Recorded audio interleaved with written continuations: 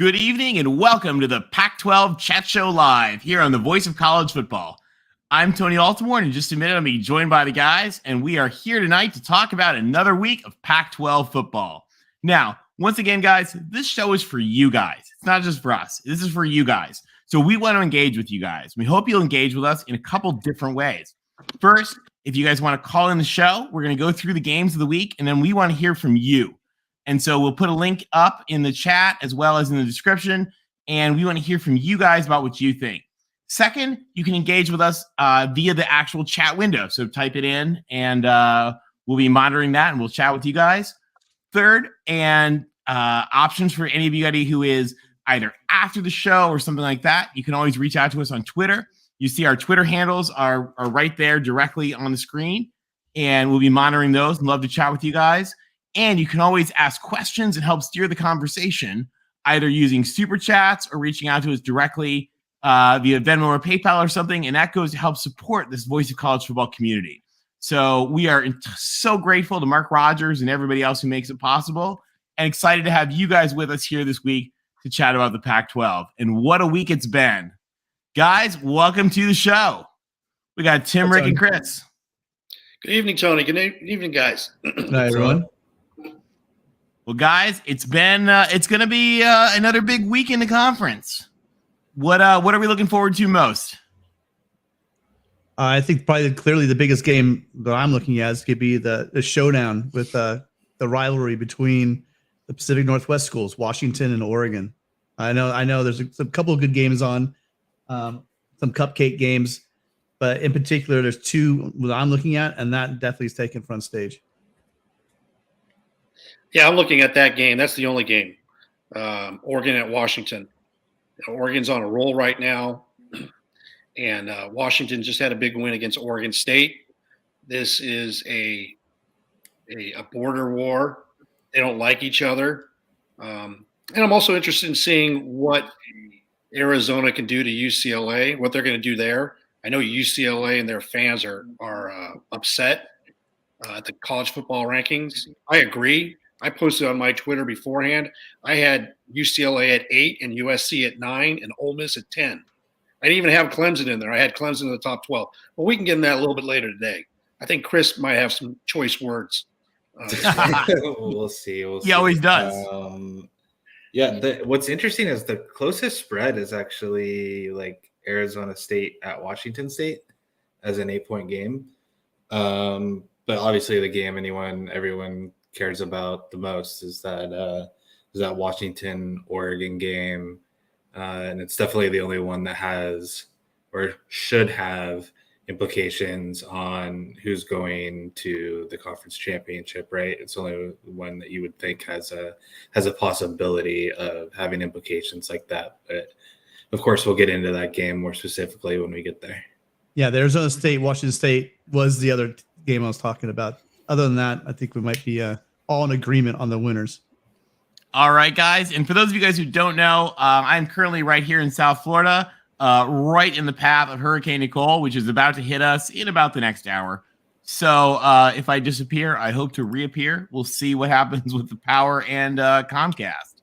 So here we go. So, guys, looking at the games coming up, why don't we hit our first one, which I think is going to be pretty interesting. We've got Washington State with friend of the show, Chancellor Chilton, is bringing the Arizona State Sun Devils to town. What is going to happen out when we get kind of the desert versus the Palouse? Rick, do you want to go first since you switched the order up last week? We'll go Rick, me, Tim. Sounds great. This is going to be an interesting game. Let's look at the weather report. Not very windy, 10-mile-per-hour winds. It's going to be 37 degrees. It's a 12:30 local Pacific time kickoff. So it is going to be cold up there. And I believe Arizona State, I don't know if Emory Jones is back. Their backup, I can't pronounce his name. I'm pretty sure he's just won that job. I could be wrong, but I think he's just better and he's just playing. Yeah, I think they're just playing the walk-on. I don't think Emory Jones is like the health is the issue. I think he's just playing over him. Well, I mean, it's going to be a challenge for Arizona State. It's a long road trip. It's a challenging place to play. A lot of people that are viewers that are not familiar with the Pac-12, we get all types of weather. And this one, Martin Stadium up in the Palouse, is going to be it's going to be challenging. It's going to be a little chilly for them, but it's not really going to matter because Washington State is going to just destroy Arizona State. Arizona State's playing for nothing. Washington State, if they get this win, they will be bowl eligible, and they'll add to the 6 teams that are in the Pac-12 that are bowl eligible. They'll be lucky number 7. So I see Washington State win this by about 13 points. So Arizona State was down against UCLA when we played them last week, 35-10 at one point. But to their credit, didn't really quit. Like as a 3-6 team with an interim head coach, like you could see a team like that, just kind of going, like just looking at the clock, waiting to go home. But they didn't really ever quit. They're sitting at 3-6, and yeah, they'd have to go undefeated over their next 3 at Washington State versus Oregon State and at Arizona to make a bowl game. I don't see that happening. Like you said, Rick, Washington State's 5-4, so has the opportunity to be bowl eligible with the win here. Then they have the Arizonas before their big game. They have the other Arizona, and then they have the Apple Cup. I think ASU actually has the potential to hang in this game a little bit. Their running back's decent. They've been a lot better with that backup walk-on quarterback than they have been with Emory Jones. And if Ward doesn't play well, which he's capable of doing, then I think Arizona State can hang around. But ultimately, I think Wazoo punches its bowl game ticket in this game and wins, like you said. Yeah, I'm with both of you guys. Here's the thing: you got a top 50 defense up at Wazoo, playing at home against Arizona State, who has done a great job, and with an interim coach keeping the team together. But I really just feel that it's going to be a situation where you have one defense that, again, is probably the top half of the Pac-12, and then you got an Arizona State defense, which has a number of athletes, but unfortunately, they're just traveling on the road up in the Palouse. Won't keep it close. I think that they're going to win comfortably, at least by 2 scores.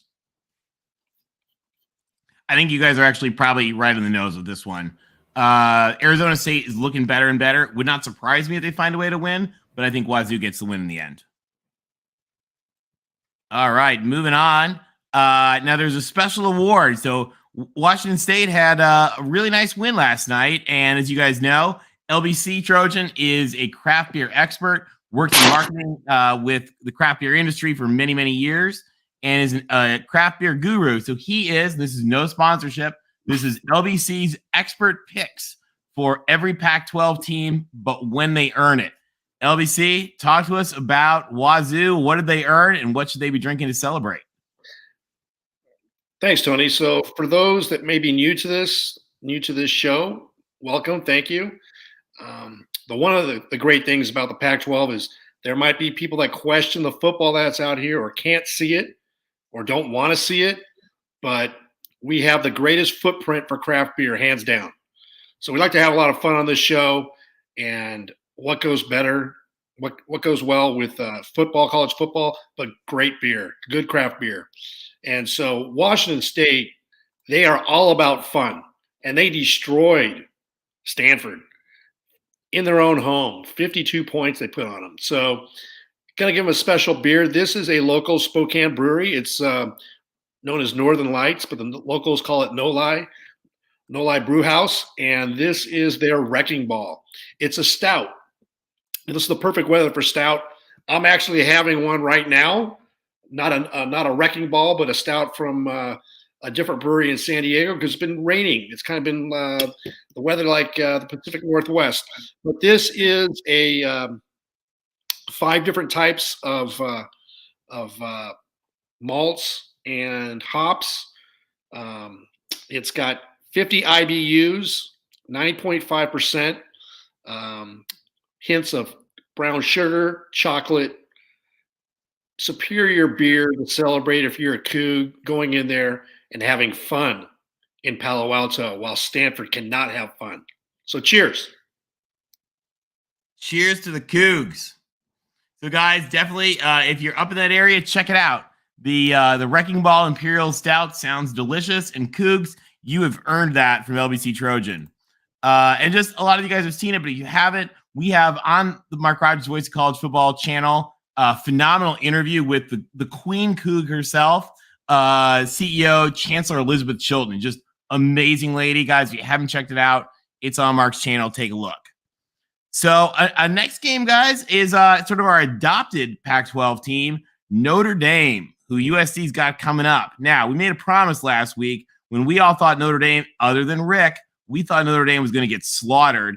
And we told a friend of the show, Will ND, that we were going to put him in a Photoshop into a leprechaun costume and put him on a throne, either a toilet drop and a deuce or the king's throne if they won. And sure enough, they won. So there is Will ND getting ready to go. They're going to, guys, this is not a normal game. Notre Dame is doing one of their special games. They're playing Navy in Baltimore at the Ravens Stadium. So it's going to be kind of a cool game. What do we think? Can the Middies get it done, or does Notre Dame pull it off like they usually do?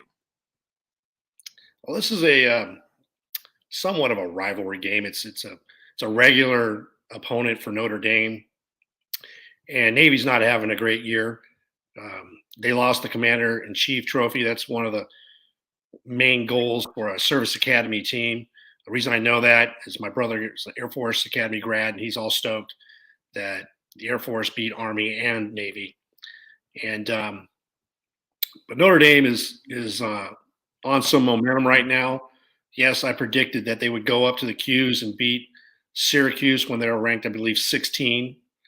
And then I put all my chips on the table last weekend and rode the momentum, because I really didn't believe in Clemson, and I believed in shaking down the thunder and the echoes awakening. And you woke them up. It's going to be there. And now Notre Dame is 6-3 and they're number 20. They're not going to lose this game, and Notre Dame is going to put a number on Navy. I see Notre Dame winning by 21 points. Yeah, so if I'm being honest with you, I have never watched Navy this year. I don't know anything about them. It's interesting. You look at their record and whatnot, and I don't know how the game's exactly played out, but they happened to only lose at Cincinnati 20-10 and at SMU 40-34. So it seems like they've had, even though they're 3-6, it seems like a couple of times they've had a pulse. But a couple of the model sites like Sagarin have them at 94th in the country. And for reference, Stanford is 73rd. So the analytics math people don't seem to think Navy is very good. The record doesn't seem to indicate they're very good. So I'll keep Notre Dame to keep it going off of that big win against Clemson. Tim, you're on mute. I'll keep it short. If Notre Dame was able to control line of scrimmage against Clemson, they're going to control line of scrimmage against Navy. Notre Dame wins easily. I think you're right, Tim. Triple option or not? Yeah. I mean, it's possible, because this is a team that lost to Marshall, but I think Notre Dame has kind of found their mojo. They've slaughtered. They lost to Stanford unbelievably, but I mean, this is a team that's basically won the ACC. There are three good teams in the ACC, and Notre Dame whipped all three of them. So I think Notre Dame comes up pretty solidly and beats Navy there. So, and to folks asking why do we cover Notre Dame? Notre Dame plays half the pack, and Notre Dame's going to have a big role in what goes on with the pack in a couple weeks. So we cover Notre Dame as well. And actually, Notre Dame, by the way, guys, tried to join the pack in 1958 and almost did, along with Army, Navy, and Air Force, very interestingly. And we'll talk a little bit more about where you can learn about that a little later on. So another interesting game here, guys. Stanford goes up to Rice-Eccles, the treeless Stanford, as the Stanford tree remains in exile. So for those of you guys who don't know, friend of the show, the Stanford tree, who we've actually had on our show before, is currently suspended because he had a banner that said Stanford hates fun. And Stanford showed that they do indeed hate fun by then suspending the tree. So anybody around Stanford, you are on our list because this show believes free the tree. So guys, is Stanford going to get what's coming to them when they go play Utah? Or might they pull another upset like Notre Dame? This is going to be a fun game for Utah. They just rolled Arizona, and Utah's playing well. Don't really know the health of Cam Rising, but he did play last week. They are a little dinged up with the tight ends, but Utah always seems to have guys that can step up. They're well coached, and they're going to roll at home at night. Stanford just doesn't have the athletes to compete with Utah. Utah has morphed into the team that Stanford was 5 years ago. They're tough. They're physical. They're going to bring it for 60 minutes. And I see Utah putting up a 28-point win on this one. Yeah, I'll keep it short. Stanford's bad and Utah's good, and Utah's gonna roll. I don't know, 24 might be a lot. David Shaw has like this weird way of hanging in games or even winning that, like the example of Notre Dame when he shouldn't. But the fact that this is right in rice cycles and whatnot, I don't see Utah putting leaving this to be questionable for very long, if at all, and Utah rolls. Yeah, like I said, I think it was a chance we were going to split on a couple of the picks, but most of these are, I think, it'll be all unanimous. Utah, although you were saying about the spread, Utah is like 5-4 this year against the spread, but they're 2-0 against the spread when it's 24 points or more, which is pretty good. And I think that the problem with Stanford is unfortunately they have a very bad offense that goes along with really bad defense. A lot of the programs in the Pac-12 have a bad defense, but a lights out offense. Unfortunately, Stanford has the lucky distinction of being bad in both sides of the ball. So I think that Utah wins and covers. Tim is bringing out the numbers tonight. I love it. I do. Tim, I like it. You know what? No, that's an inside joke because I said, Chris, I love your numbers. He's always crunching numbers, and he showed me a couple of sites that are just amazing. And no, I'm not going to throw away my small teacher salary on betting on football. That's for sure. But it's really fun to know the numbers, and I appreciate Chris's help. Well, here's what I think of this game, guys. Karma's a bitch. In Stanford, you got some karma coming for your banning of the tree. So you know what? Drop it on him, Utes. Utes in the chat. Have Kincaid throw him another few touchdowns. Put up 70 if you can. Because you know what, Stanford? Screw you. Beep. You know, well, we can't actually do that. We have a beep.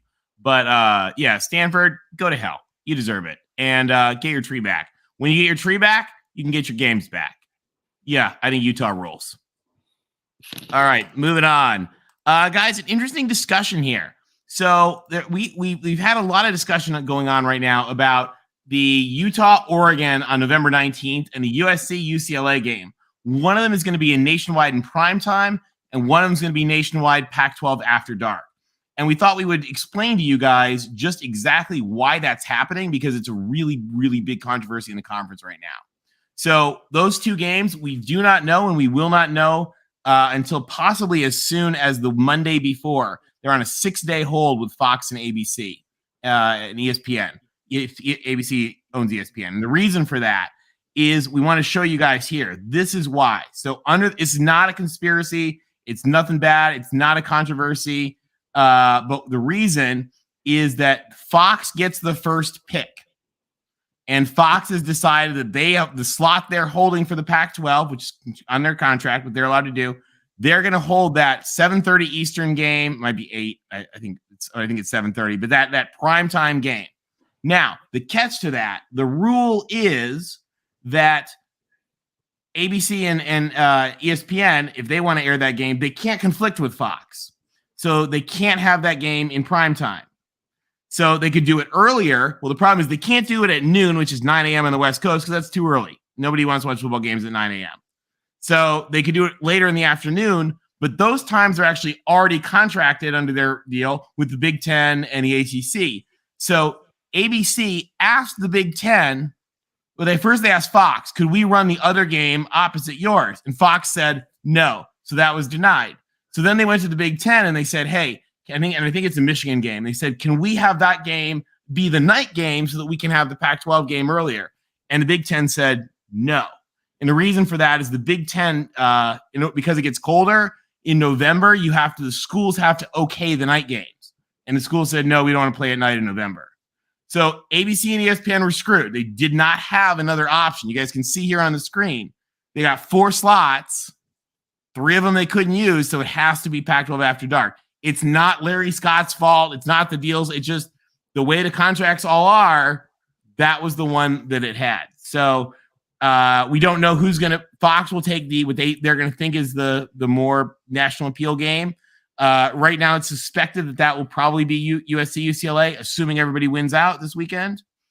And then probably Utah, Oregon will be Pac-12 After Dark on ESPN. So again, we don't know that for sure, but it's probably one. It's going to be one or the other, and that's why. So guys, just so you know, it's not anybody screwing anybody over. It's just the way it goes.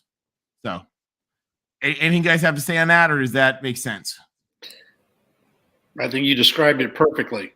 And no, it's happening, and that's logical. But it doesn't make sense that those games, there's a chance that one of those games we played on After Dark. It's absurd that somehow either USC, UCLA, or Utah and Oregon. I know that's the way the system's set up, but it's just an absolute crime.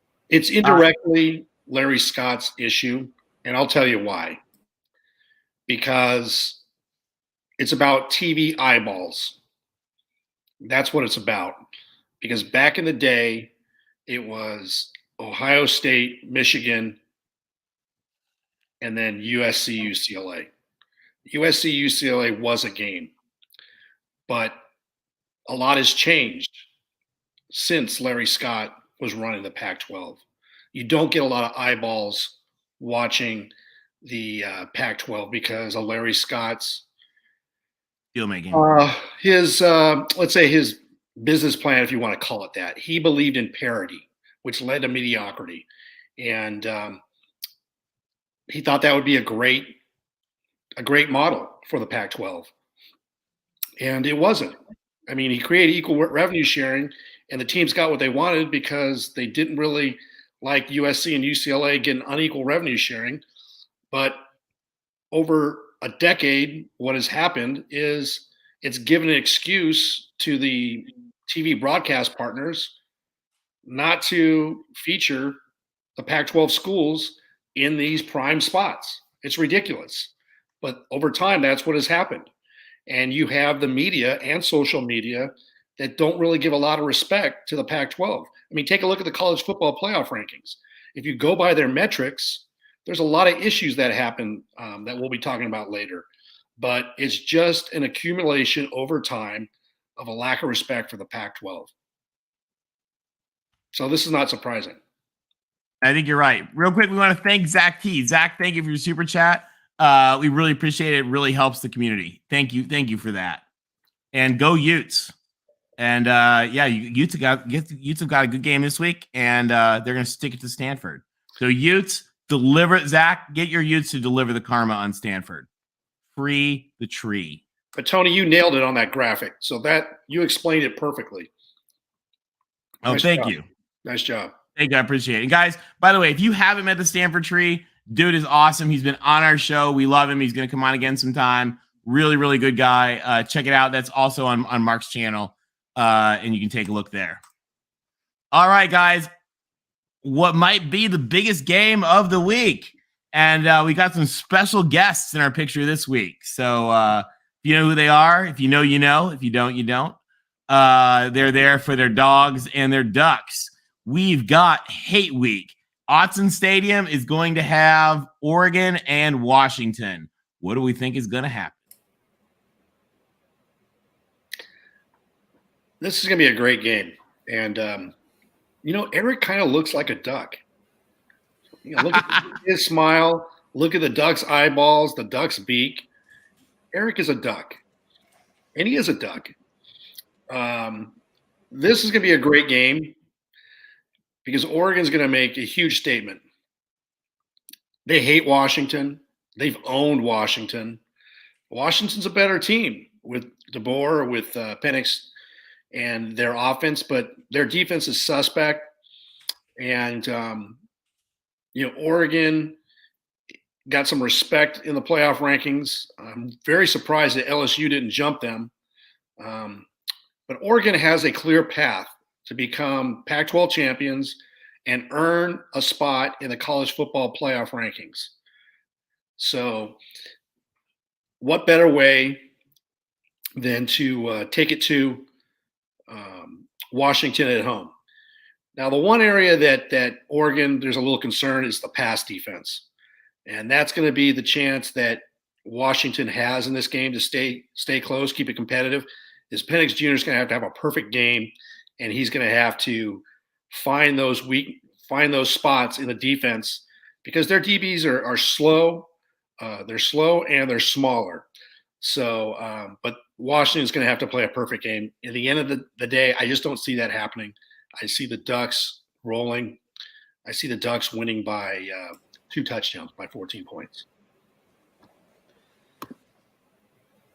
So, Washington had a good win against the Oregon State Beavers last week at home, but playing the Ducks in Autzen is a completely different animal. Like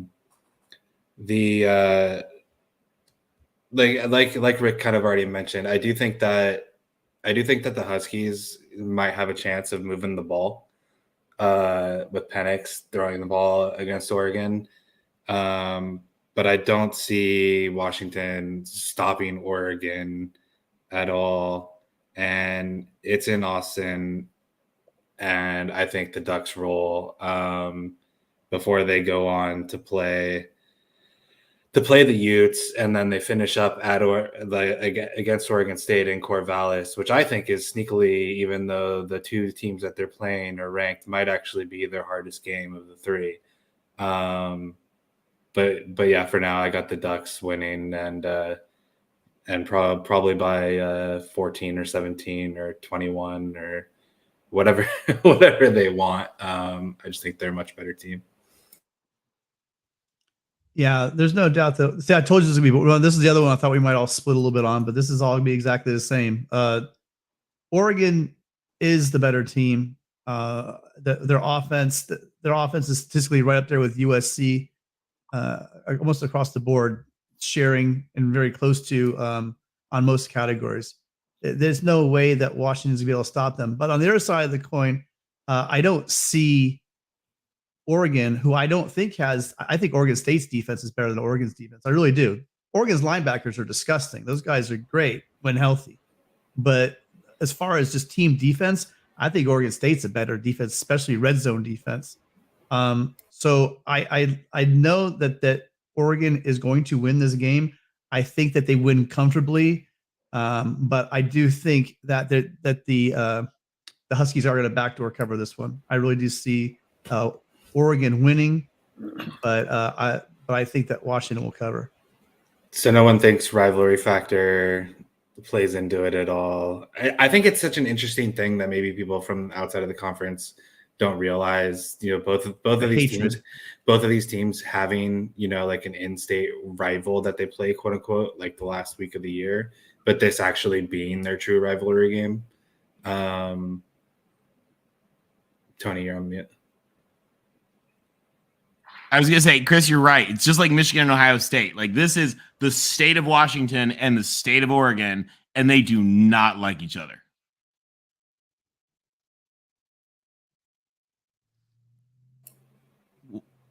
What do you think, Chris? Do you think they have a chance even?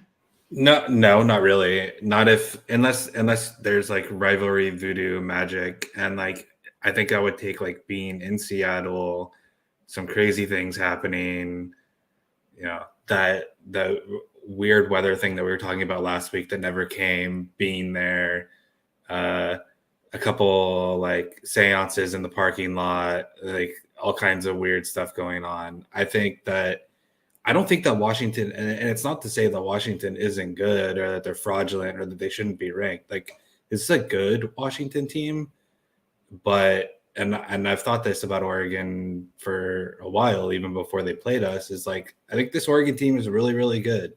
And, people like to point out that week one, the week one loss. And for some reason, people still harp on, and I know it was by however many points it was, but like the conversation around harping on Oregon's week one loss to who is unanimously the best team in the country, I think by a wide margin to most people, compared to when people talk about LSU, for example, losing to Florida State in week one, and they kind of just shrug it off because it wasn't like a blowout, even though it was a much worse team. I think this Oregon team is really, really good. Yeah. And I think they're going to just continue to show it come Saturday. Well, the thing is I don't see the one reason why I think that they have, I think that Oregon just cruises comfortably, right? But I think the reason for the backdoor cover is that, Washington put up 400 yards on a good Oregon State team and put up points. I just don't see Oregon, unless you're thinking Oregon's, of course, 60 or 50, 60 or 55 points.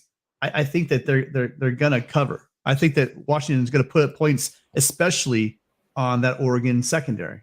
That's my only point. I don't think that it's ever in doubt. I don't think the game's ever in doubt for the Ducks, but I don't see a blowout. I need to clarify for our friend DeReal. He says he doesn't see Oregon as a college football playoff qualifier. He doesn't see that path. And I get that, DeReal, but they're at number 6 right now. And they're playing number 25, Washington. They're going to play number 13, Utah. They're going to play an Oregon State team that will probably be ranked at the time they play them. Oregon State will probably be 8-3. And then they're going to get SC or UCLA in the Pac-12 championship game. I just saw a stat published by Fox Sports that Oregon has the hardest, most difficult remaining schedule in college football. And I agree with that. TCU is going to lose a game. And then Tennessee is probably not going to make it to the SEC championship game. So the committee is going to have to make a decision. The path that I just laid out, those 4 games that Oregon's going to play, if they win out, they will be in the college football playoff, plain and simple. And that's coming from a USC guy. So if an SEC guy can't see that, take the glasses off, take a lesson from LBC, they will make it. Rick, you think that you would think that the path for Oregon to win out is tougher than, let's say, a USC to win out, playing UCLA and Notre Dame, and then possibly Oregon? Yes, it is, because this Friday we play Colorado. Mm-hmm. Colorado is the dregs of the Pac-12 and of the country, Power 5 teams. Again, Oregon's going to play Washington, Utah, Oregon State and Corvallis, and then a Pac-12 championship game if they win out. So Tim, the only reason I'm going to disagree with that is I'm going to disagree and say that the path for Oregon or UCLA, the path for SC or UCLA is quote unquote harder. But the only reason for that is because Oregon can't play itself, right? Like it's harder for UCLA and SC because they have to play Oregon, and beating Oregon is, in my opinion, harder to do than beating USC or UCLA. Well, let's look at the toughest team. So I guess for Oregon, the toughest team is going to be Utah. Do we agree? Before the championship game, right? I think we're gonna get to USC in just a sec too. Well, let's just hit this really quick. We might as well. So then, if you're looking at, then you have the highest ranked team, obviously. I think I'm not with the rankings. The rankings are right. I think Oregon State matches up with them maybe better, and it's on the road, which makes it a little bit more difficult because the Ducks and Autzen don't lose. But yeah, go ahead. Sorry. Well, no, I'm just looking at what you're saying as well. They would have to play either UCLA most likely, or if they win out, that means they assume they beat Utah. but they're going to have to play either USC or UCLA in the championship game as well. So I mean, it kind of that part rolls. I'm just looking at USC. I think UCLA is, of all the team, is up there with Utah. I don't think that any of the games coming up are going to compare. I don't know. I just don't think it's that much of a difference between what USC would have to do compared to what Oregon has to do to win out. And we'll get to this when we do our power rankings too. Guys, looking at this one, I think I really want to go with the Dogs. I want to say bow down to Washington, but I think the Ducks there's too much, and it's at Autzen, and I think Ducks are going to roll. Oregon wins big. Sorry, guys. Now, however, before the game, LBC, I understand we've got a special craft beer pick because the Dogs found a big win last week. What should they be drinking up in Seattle? Yeah, it's all Pacific Northwest. They had the two best wins last week. Again, with Washington State going down and taking care of Stanford. And then on a Friday, wet, cold, windy night on Montlake, Washington beat a 6-2 Oregon State. Cold. This is a great beer. This is Fremont Brewing's Rusty Nail Oatmeal Stout. This is the number one oatmeal stout on Beer Advocate. And it's rated a perfect 100. So this beer is brewed with epic proportions of brewer's licorice, smoked barley, and pale malt, and aged in cinnamon. And it becomes a Rusty Nail because they, after brewing it, they age it in 12-year-old bourbon barrels for 15 months. And that gives it the flavor. Now, this bottle retails for $25, but that's a huge win. So if you're an alumnus, go ahead and buy this beer, get a cigar. If you're a college student, go find 5 of your friends, pitch in $5 each, and get a 3.5-ounce shot and enjoy it, because that's a great win on a cold night. Cheers, Huskies. Bow down to Washington. Go Dogs. Congrats on the big win, guys. All right, another game. The Beavs are going to Berkeley. What do we think, guys? We got, Benny who chops down trees and Cal who actually climbs in them and lives in them for about a decade. What do we think is going to happen in this game? Well, Oregon State, they're on a clear path to get to a good bowl game. They're bowl eligible. They just had a tough game, like we talked about up at Washington. They're 6-3. And, Cal played SC really tough. But we made Jack Plummer look like Jake Plummer, or Aaron Rodgers. That's not going to happen with this Oregon State defense. They're stingy. They're physical. They're going to pick off Plummer. They're going to make him turn the ball over.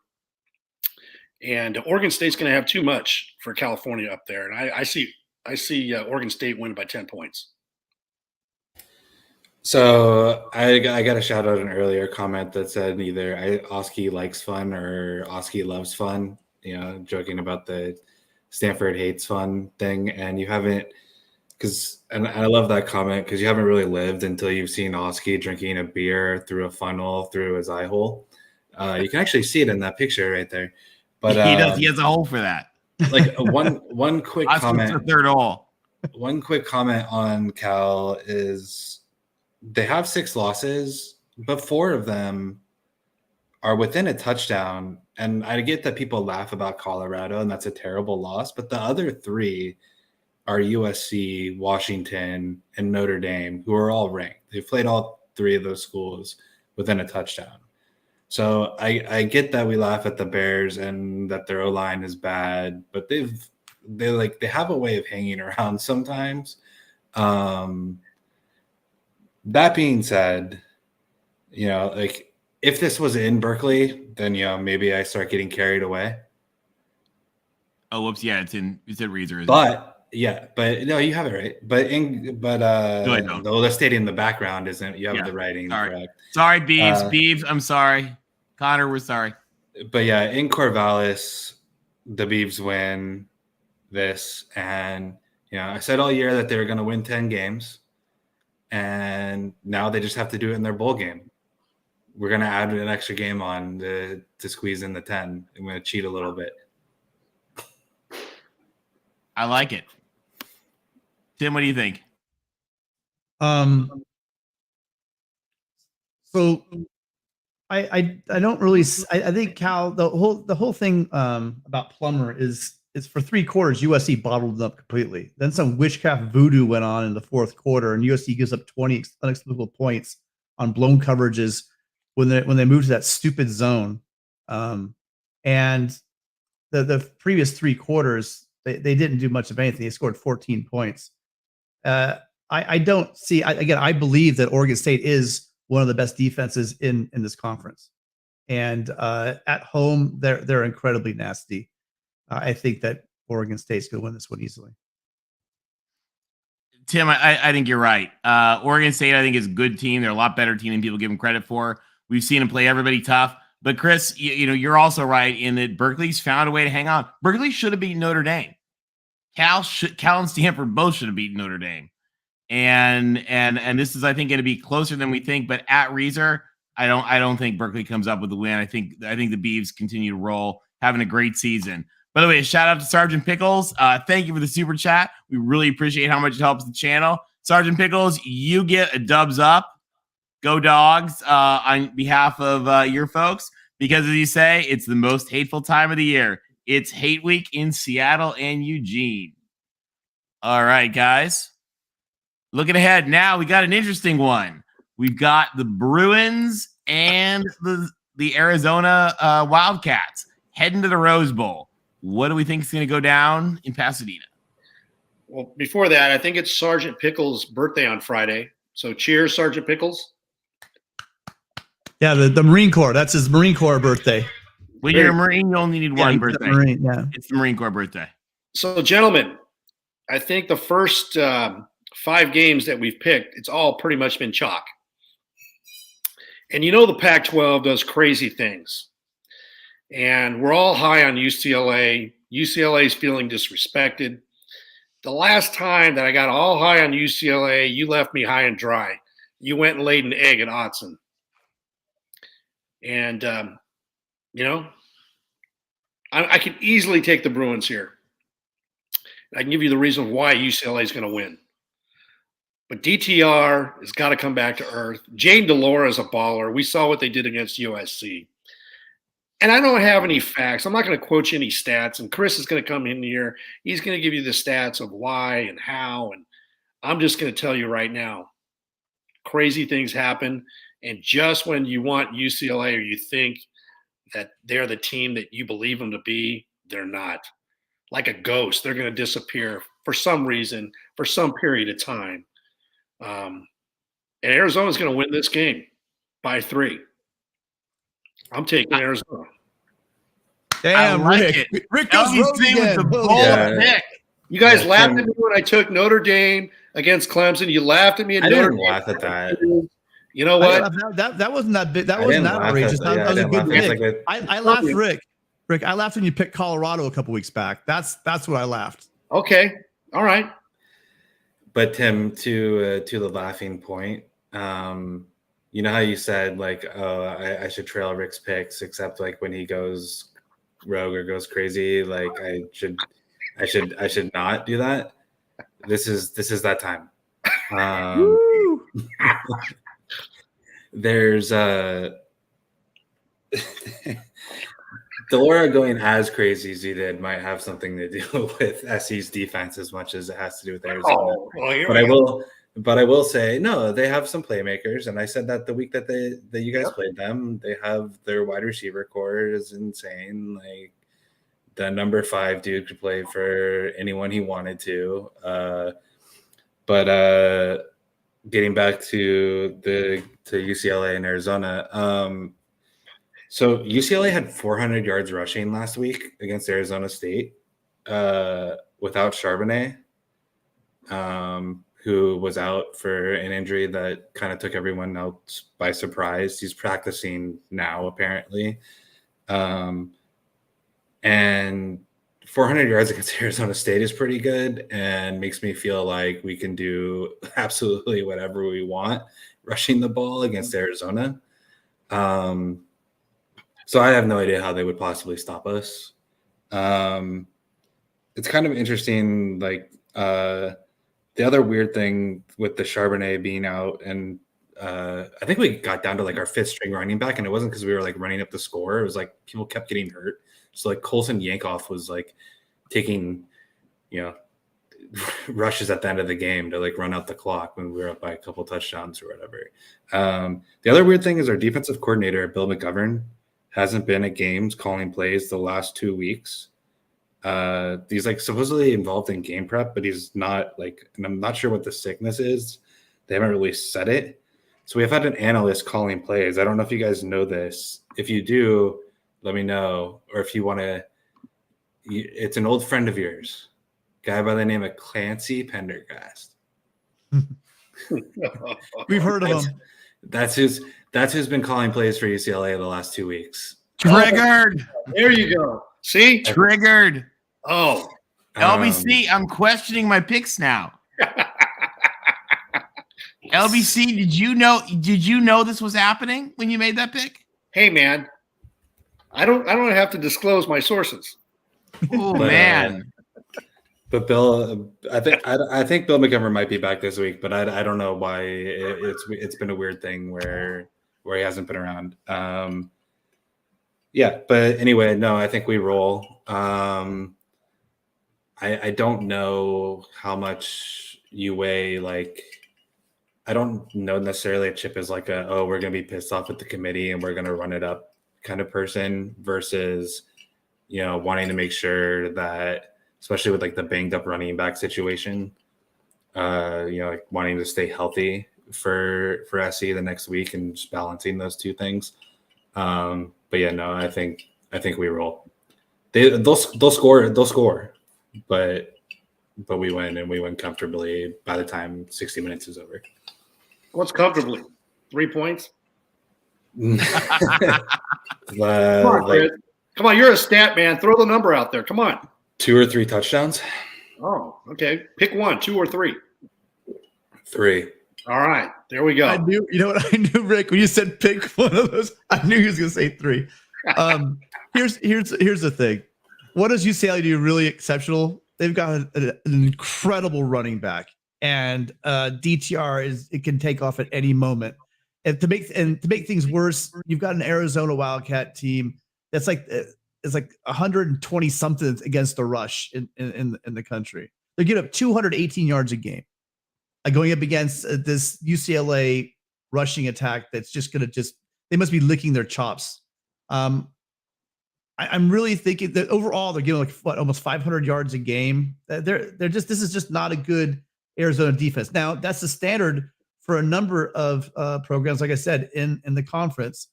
And Arizona played lights out. They played great against USC, but they had to make circus catches. I mean, anyone watch that game, their receivers are awesome, but odds of them making all those catches again against a UCLA defense, which is a strong defense as well by Pac-12 standards, is not likely. I just see Arizona just handing the ball off and just running it down their throats. I mean, they're 99th in the country, giving up 254 yards passing Arizona. So they don't do anything good on defense at all. So no, we saw that last week. And I'm with Chris. They win by multiple touchdowns. I'll split the difference and I'll say they win by 17, not 14 or 21. Tim, I think that's a pretty good pick. Yeah, I kept thinking this game is ripe for an upset, and it may be because UCLA plays to the level of their competition so often.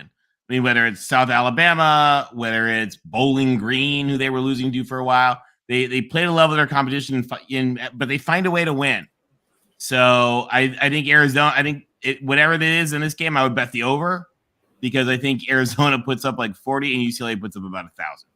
And if I can add one more thing, I think all these top 4 teams are pretty close to each other. I mean, really, it's very small. It's almost like what flavor do you want on which one you're going to pick between the top 4. The thing is, Arizona played USC close, but let's not use that as a metric because USC is incredibly banged up on defense. Yeah. So UCLA is not. So, and with that's another big reason why I just don't think it's going to be close. I think you're right. All right. Moving on real quick, guys, just a heads up for everybody. Next week on the 17th is going to be the UC Regents meeting, where we are told, although who knows, that there will be some resolution on the debate about whether or not the Regents want to reassert their delegated authority for UCLA to decide the conference of their choice. So I don't, we hear, guys, we don't think there's going to be any change, but that has some implications, and that moves into something that you may have heard today in the last few days. John Wilner, John Canzano, the two guys most plugged into the conference, have basically been confirming that the leading candidates for Pac-12 expansion pretty much locked down if the conference does expand. And we don't know. John Wilner said he thought 40% chance they stay at 10, 20% chance they go to 11, and 40% chance they go to 12. It looks like the two that would be added would be San Diego State and SMU. Guys, don't want to dwell on it because it's speculation and it could go forever. Just real quick, any reaction to this? Yeah, it's all speculation. There's a lot of news leaks that are happening, and just follow the leaks. Bill Walton, after 4 months of smoking pot, finally said something, and that was choreographed. And now you have Dan Patrick's source earlier this week saying San Diego State will probably be announced joining the conference as early as this week.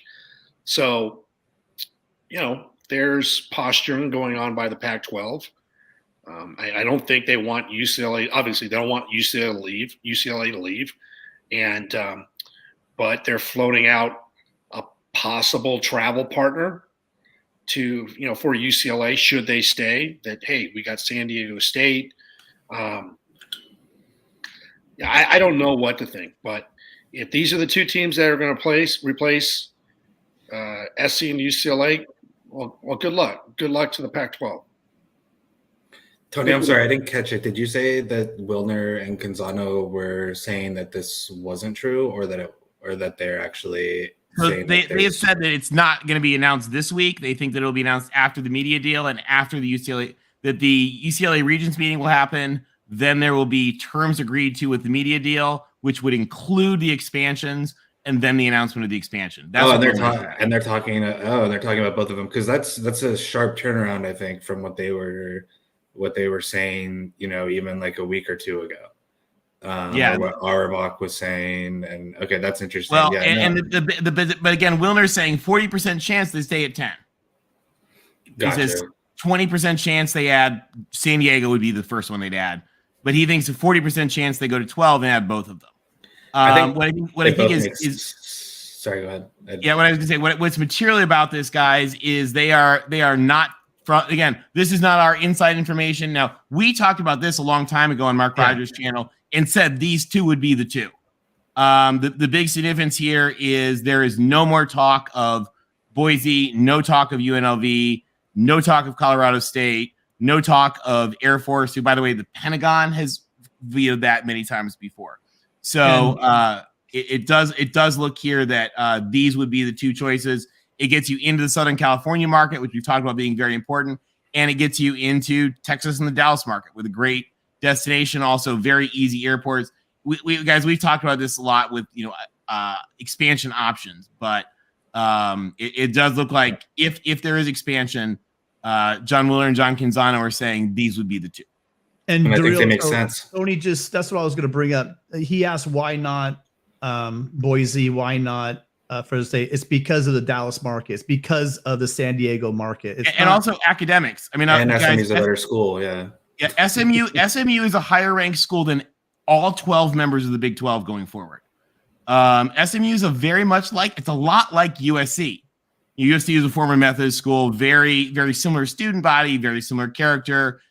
SMU's on an aspirational tear. They are boosting their academics and research and everything like that. They're on a tear. So is San Diego State. San Diego State has, I'm trying to think if they are, I think San Diego State would also because San Diego State's a little different because of their ranking, because they don't do as much graduate stuff because of the California master plan. But San Diego State has more elite admissions than any school in the Big 12 also.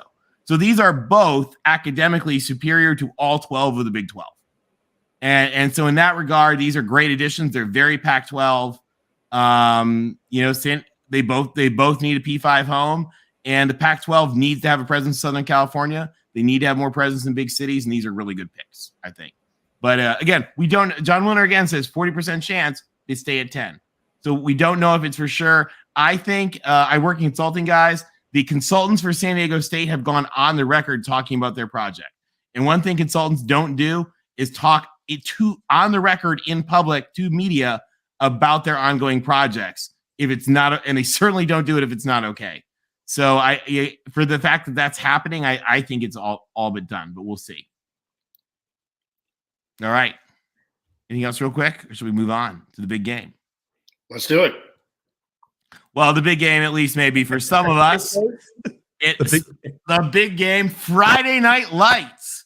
We've got Under the Lights in the Coliseum. The not-so-mighty Colorado Buffaloes are coming to play USC. Guys, does this have any chance for a Pac-12 weeknight trap game, or are the Trojans going to roll? I'm embarrassed to talk about this game, actually. I mean, come on. It's just, yeah, USC's been banged up with the defense. And that's been problematic. I think you'll see, the great thing is that that's all being overlooked about all the talk about the defense is Caleb Williams is freaking elite. This guy has 28 touchdowns and 1 interception. He's also rushed for 4 more touchdowns. He's thrown for over 2,700 yards. Dude is the best quarterback I've ever seen at USC. And yes, I know about Carson Palmer winning the Heisman. But the one thing that I'm going to be looking for at this game, I'll be at the game, I think Tim is going to be there as well, is this is kind of going back to 2002. I think Caleb Williams, it'll be a successful game if he doesn't play the fourth quarter. I want to see Miller Moss. Fourth quarter is Miller's. I expect USC just to dominate these guys. If they don't, then that's a lot of problems. That's going to be a lot of problems. But Caleb Williams has the opportunity next week to play against UCLA, a ranked team, big game, against Notre Dame, kind of the same path that Carson Palmer had. And then Carson Palmer just spanked Iowa and put Brad Banks to shame in the 2003 Orange Bowl. Back then, they didn't play it was the Pac-10. They didn't play a championship game. But, should USC beat Colorado and beat UCLA, well, then they would, they would face likely Oregon in the Pac-12 championship game.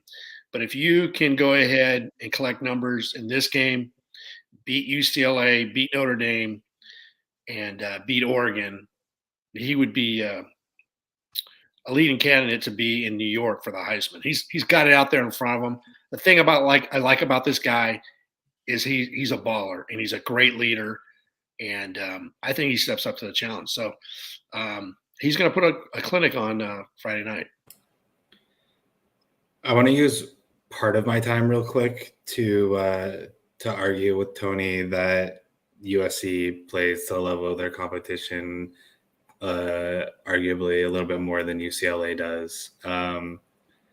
But moving on from that fact, I also appreciate DeReal trying to bait me into picking Colorado. I have picked against SC on this show, but it's not going to be this week.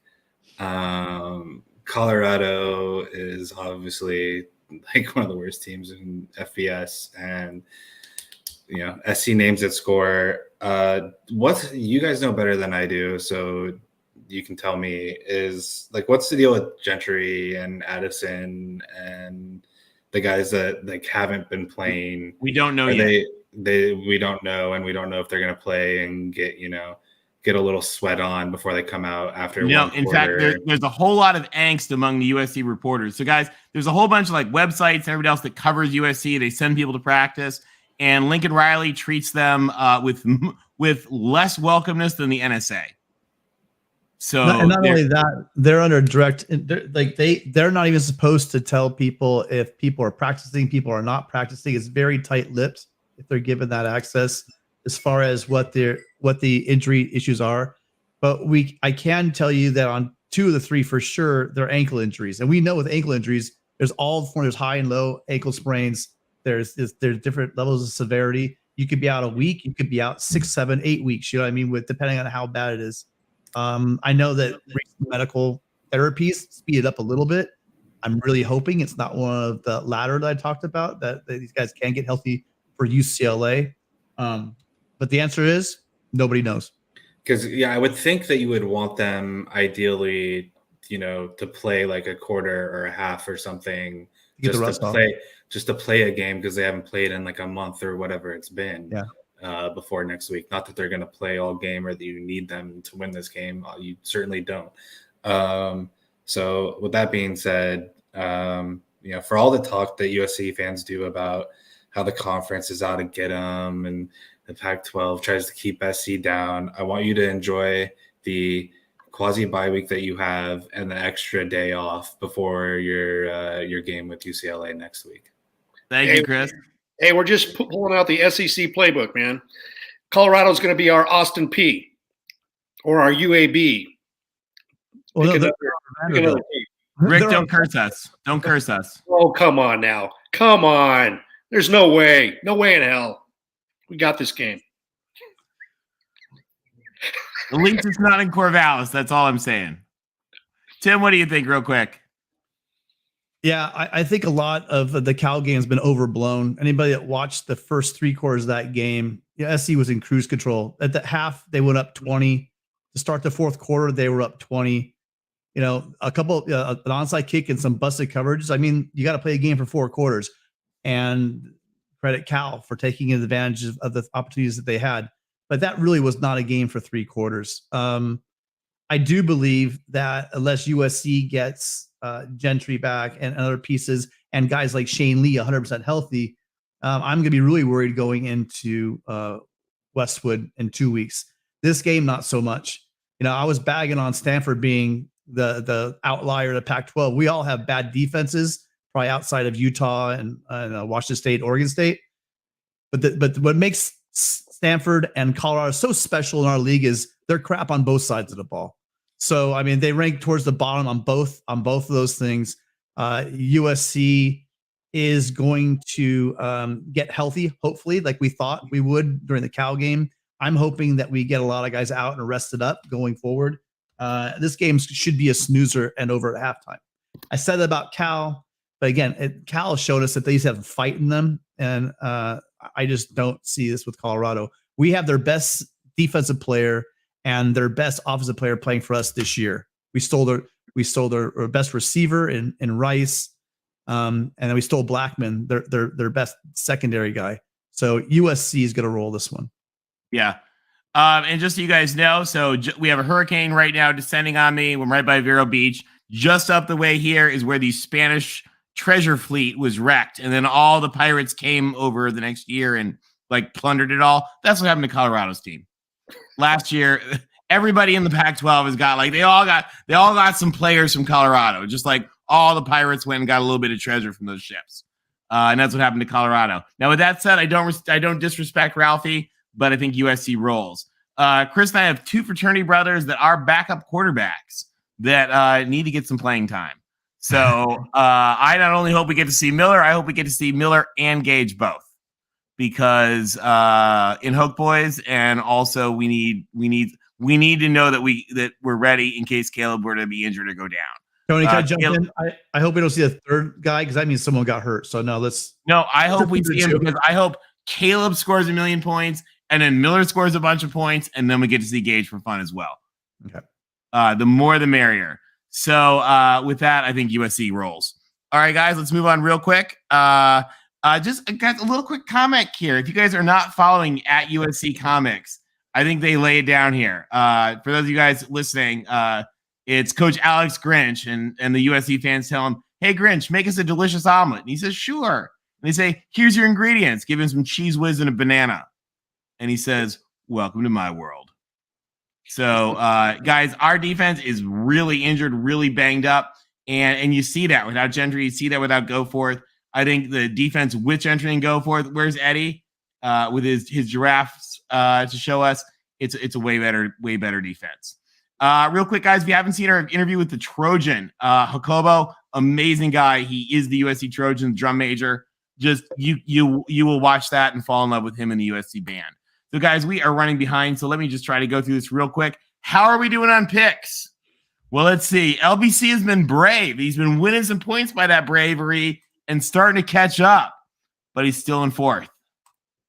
Next up, I'm one game up at 28-12. And then we got a tie for first place. Tim has pulled it up and tied with Chris. So we got two of our folks on top. Tim, are we all the same? 7-0. That was LBC 7-0, undefeated, pulling the comeback. LBC with the backdoor cover. That's right. No, I'm just kidding. Tim, I have a question for you. If it does come down, we have all the same picks this week, right? Yes, I think so. Because on the so two much. that might have been toss-ups, we picked the same, and the other ones were just layups. So much like the schools we root for, a lot of it will come down to the game next Final week. weeks. Oh, yeah. It's going to be wild. Yeah, we might. I mean, all four people. I mean, we go a couple more weeks. It's going to be pretty close. We might have to do like maybe a score pick at the end because it's going to be, or maybe the last week. Maybe we just do we do like we do our show like we do it, but we make a little ahead of the game. We kind of send Tony our picks, and then we just go there, and then do like a score, right? And maybe the score of the SC Notre Dame game as a tiebreaker. It'll be fun. Or we could It's pick gonna be bowl close no games. matter what. Bowl games. Yeah, we could do that, of course, because we got to keep going. Exactly. All right, should we take a look at our power rankings? Let's do it. All right, guys, and I so can't Tim or somebody, can you put the call-in link in the chat for everybody? Everybody wants to call in. Yeah, We got sure. a couple folks waiting right now, and then we want to have you guys chat. That's the purpose of why we're here for a while. But real quick, let's look at our power rankings. So once again, I think everybody has been unanimous. The worst team in the league is definitely Colorado, unless they pull a shocking upset. It's always, as who says, it's always been Colorado. Next up to bat, we've got Cal and Stanford. Everybody's got them at the bottom. Chris, who comes from that gold and blue Berkeley blood, is showing more respect for the Bears. Chris, I think we respect that. Next, you guys have been pretty unanimous. The third from the bottom little group are the Arizonas. Except Tim has more love for ASU. Tim, you believe in ASU more. Yeah, I do. I just think they Not have, enough to give them the win. No. Not enough to give them the win. Next up to bat. Now, the guys, this gets interesting. Now, I just want to point out, I have had the Dogs at number 5 for this whole time. I was a believer in the Dogs. Bow down to Washington. Bum, bum, bum. That's for you, Sergeant Pickles. Two of you have joined me. Tim, you continue to think the Dogs are trash. What's up with that? Not trash. Not trash. I just think the teams above them, you could interchange. I mean, if I had to do it over again, I probably might swap out ASU with Washington. But I think that the Apple Cup's going to Washington State. And I watched that game on Friday. I watched every play of it. And I was certain that the OSU was going to win that game. On a neutral field, I'm certain they win that game for sure. OSU has the better defense. The only problem they have is a huge problem is, man, they got to sort out their quarterback situation. But, the running game's solid. I still like their offensive line. And defensively, again, I think the Beavs have probably among, if not the best defense in the league. All right. And how much are they missing JD Daniels? They wish they would have landed him. They had him, man. Wow. All right, let's look at number 1. Number 1, we continue to have 3 Oregons across the board, but the Ducks have fallen for Tim. And who did Tim put number 1? Who did Tim put number 1? Hey. Dun, dun, dun, dun, dun, dun, dun, dun, dun, dun. Oh, what do you guys think about it in the chat with that? Tim demotes the Ducks, promotes the Trojans, and of course, the Utah Utes are right in there next. And with that, guys, why don't we bring in 2 callers real quick who might have something to say about that. We've got 2 Utah Utes who've been waiting. Let's welcome Zach and Larry. Guys, welcome to the show. Good evening, gentlemen. Hello. Good evening. Good evening, gentlemen. How you doing, Zach? Good. How are you? Good. Zach, what do you think about the Utes coming up this week? I don't foresee Stanford being any issue, honestly. I feel like the Utes are starting to get healthy. From what I understand, Bernard's going to be back this week. I think that'll help the offense tremendously. And from like what you guys have said, Stanford's both awful on defense and offense. There's really no helping that, and they definitely need to free the tree. Exactly. And are you guys gonna fix that karma? Absolutely. Avenge the tree. Utes big this week. Tony, I want to jump on in front of something on the Utes real quick and then let them talk about it. Is we talk a lot about Oregon and the potential matchup with one of UCLA or USC in the conference title game, but the Utes are sitting there quietly, and I think they still control their own destiny. They do, and I don't think we, as the LA centric hosts, have necessarily given enough credit to that fact. So I want to let Larry and Zach, talk up their Utes and if they see the path of getting into the conference championship. Beat the Ducks and you're in. We work better as an underdog anyway, if you ever noticed that with Utah. So Definitely we like agree being with counted Larry. out. I feel like everybody's talking Oregon. If I remember correctly, in 2019, it was kind of the exact opposite. Everybody was talking about how Utah could make the college playoff, and I think it's time to revenge that 2019 loss. Yep.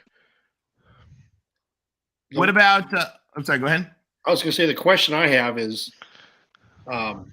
what is the health of Utah's tight ends? I just don't see the offensive weapons to compete with Oregon at Autzen. Now, if the game was at Rice-Eccles, but I believe, obviously, their number one tight end, Kuthy's out. I believe Dalton Kincaid is out as well. Larry? Or Kincaid's, they're probably going to sit him out one more game. He will probably play against Oregon. Okay. And so going into Oregon, we're probably going to be missing. Well, obviously Keithy's out for the season. What's been saving our skin, and I don't know if anybody's noticed, the defense is actually starting to play as a team now. They're getting a little better every week. So that's kind of where we've been making hay. So, I mean, I went off on MarkRogersTV. Sorry, guys, I wasn't trying to bash USC. I just had enough talk about USC in that week. And anyway, apologize, wasn't trying to bash USC. I'd had enough of Darrell MVP and hearing about Utah didn't win that game against USC. So you could understand that as a fan where I was coming from. And Sure. Also being on hold almost 2 hours is going to drive anybody, along with Darrell's talk, to the point of losing it. So apologies, but We love the real MVP. We're here for them in a little bit. You never have to apologize. You never yeah, have to I love you apologize. guys. And did you like my analogy of it's like going to a barbecue at a family event where they're getting divorced and the one's already engaged to somebody else? Awkward. It is. I like that. I like that analogy. But That I love happens. you guys. You guys are great, man. I love Tim. I love Chris. You guys are awesome. It's not awkward because you guys involve everybody and you are Pac-12 fans. So anyway, I just wanted to point out Utah's defense, I think, is what's going to help them if they can beat Oregon. I think their offense can do enough. It's going to be if the defense shows up in Autzen. And Autzen's worst loss ever in history is at the hands of the two Utes. FYI.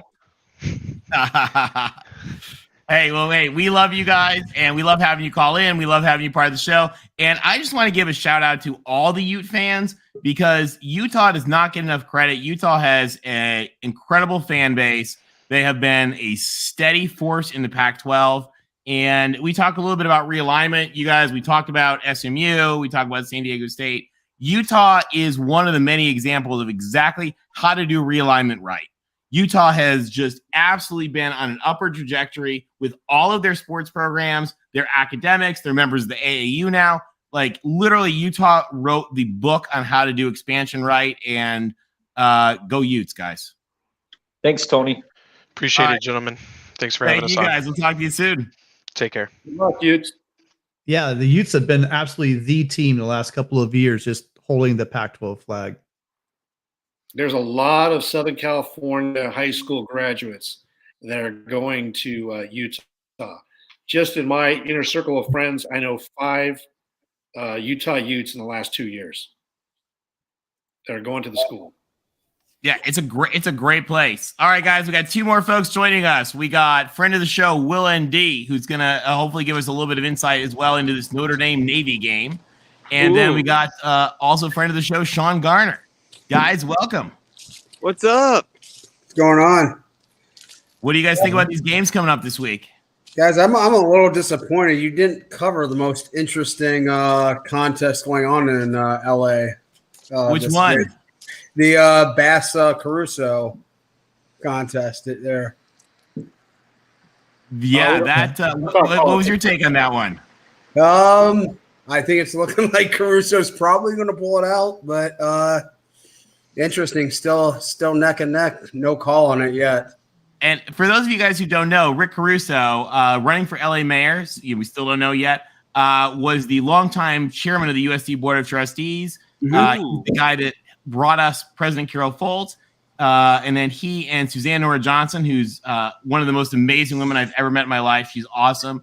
She and he worked together. She's the new chair. They worked together on bringing us Mike Bone, and they've worked on bringing us Lincoln Riley. So when you see the pictures of Lincoln Riley up there with Mike Bone and Dr. Folt, that's Rick Caruso with him, who may become Mayor Caruso. So a little bit of a Trojan billionaire in the mayor's office. Yeah. Well, best of luck to him. Did we lose Will there? Will, can you hear us? Yeah. Am I back? Am I still here? Yeah, you're still here. All right, sorry. I was taking a little look at the games this week. Will, what do you think about? Tell us real quick. Will, tell us about the Irish. Well, this is big for USC coming up. This USC Notre Dame game is going to be a big one. Oh yeah, it would have been a big one even if we would have lost close to the Taters, but we pulled it out, and we pulled it out big. And I'm just so excited about our O-line. I think it might be our best O-line since 2017. So. And has a question for you. We're just wondering: is the ACC going to FedEx that their championship trophy to Stanford now, or do they need to send someone to pick it up?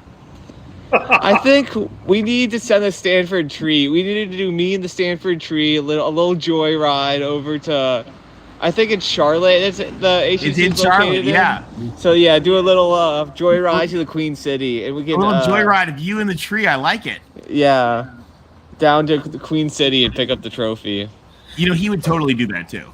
I know. That's what makes him great. That's what makes him the Stanford tree.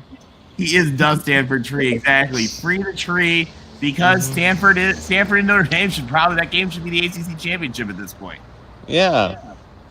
Navy is not having a great year, but any chance of scariness?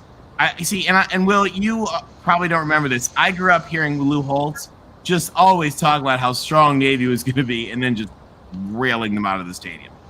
Mm-hmm.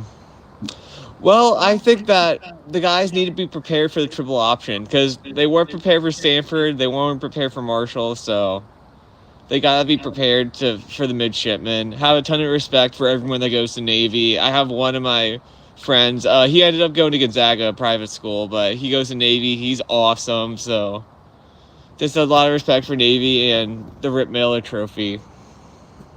I've always been had the philosophy that if I was running any of these programs, I would never ever schedule games against these teams, against any of these service academy teams. I mean, you spend a whole long-standing, but this is a long-standing rival. It goes back decades and decades and decades. I understand that completely, but I don't think it serves the program any good to play them. One, generally, they can be pretty good. They can be pretty tough. So they can beat you.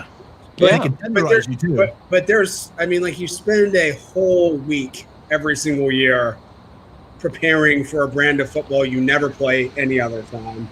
Yeah, well, the thing is, after this game, we got BC, who might be worse than Colorado. So Yeah. I'm not too, and we could spend that week preparing for USC. So we'll have 2 weeks for USC still. So Yeah, we get UCLA. You guys get Boston College.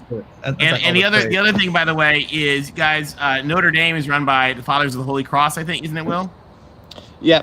And Boston College is the Jesuits. And if you're not Jesuit, Will, what is the number one rule? If you're not, trash on the Jesuits. Yeah. If you're not Jesuit, then my dad who went to Catholic school told us a long time ago. If you're not for the Jesuit, if you are not at a Jesuit school, your number one rule is beat the Jesuit school. Yeah. So Notre Dame and BC, there is a whole fundamental religious layer of this within the Catholic Church that we got to remember happens with that game. And there's some history of them upsetting us. There's some history of them upsetting us, especially in the 90s. So distant history. Glenn Foley. And, there is. And however, they to the Jesuits, that's not an upset. Hold on, they've been upset since the 90s. Well, we were bad in during the time that they beat us. Yeah, so it wasn't really an upset because we were bad. Bob Davie, didn't he list them? Yeah, well, probably, but the Bob Davie teams weren't very good. But Boston College was a better program than Notre Dame, probably from like 98 through 2010. They probably overall were a better squad during that. Yeah, period. besides those 2 Brady Quinn years, the last 2 Brady Quinn years, they probably were a better program. Yeah, so I mean, they're one of these schools almost like Stanford. Yeah. Now I'm having a hard time understanding how Stanford got so bad so quickly. Right here, I don't know. Do you guys have any insight on this? Because they were, I mean, it wasn't even after Harbaugh left, they were really, really good for about 6-7 years. After they had Christian McCaffrey helped a lot. There's a number of factors. I mean, they were really good for a long time. The biggest thing is Derek Mason and Mike Bloomgren went on to better pastures, the defensive offensive coordinators. Bloomgren was a big guy behind the whole intellectual brutality and like building up those big offensive lines that we saw. And then Derek Mason is also recruiting those front sevens. There were some really good we think of those really good Stanford teams. They were tough and mean sons of bitches. They would just grind you. A good example. The transfer portal is a one-way street for them. Yeah, then grad transfers as well. A good example would be take a look at Clemson.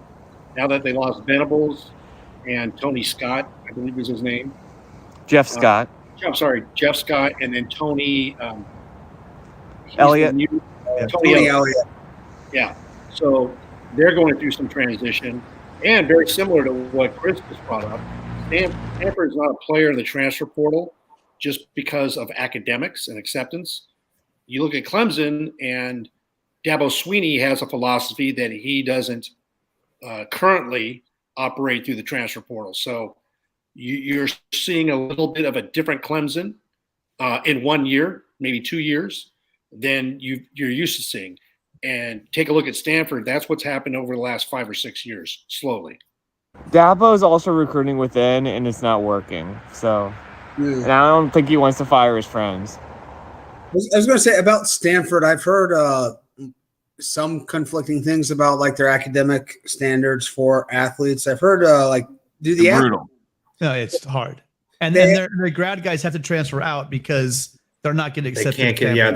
They won't take their own kids to like just be in grad school to play football. Their own kids can't always stay their full eligibility because they don't necessarily get into their own grad school. Yeah, that actually happened. I mean, I'm a big college wrestling fan, and their best wrestler from this past year actually had to transfer it. Poor kid ended up in Iowa, so he's doing just fine. But that was the story with him. He just could not get into grad school. Well, Sean, do you know about the only transfer they got in for football this year? No. So the only transfer they got in for football this year was actually captain of Lincoln Riley's defense. He's actually probably the only good defensive player they have.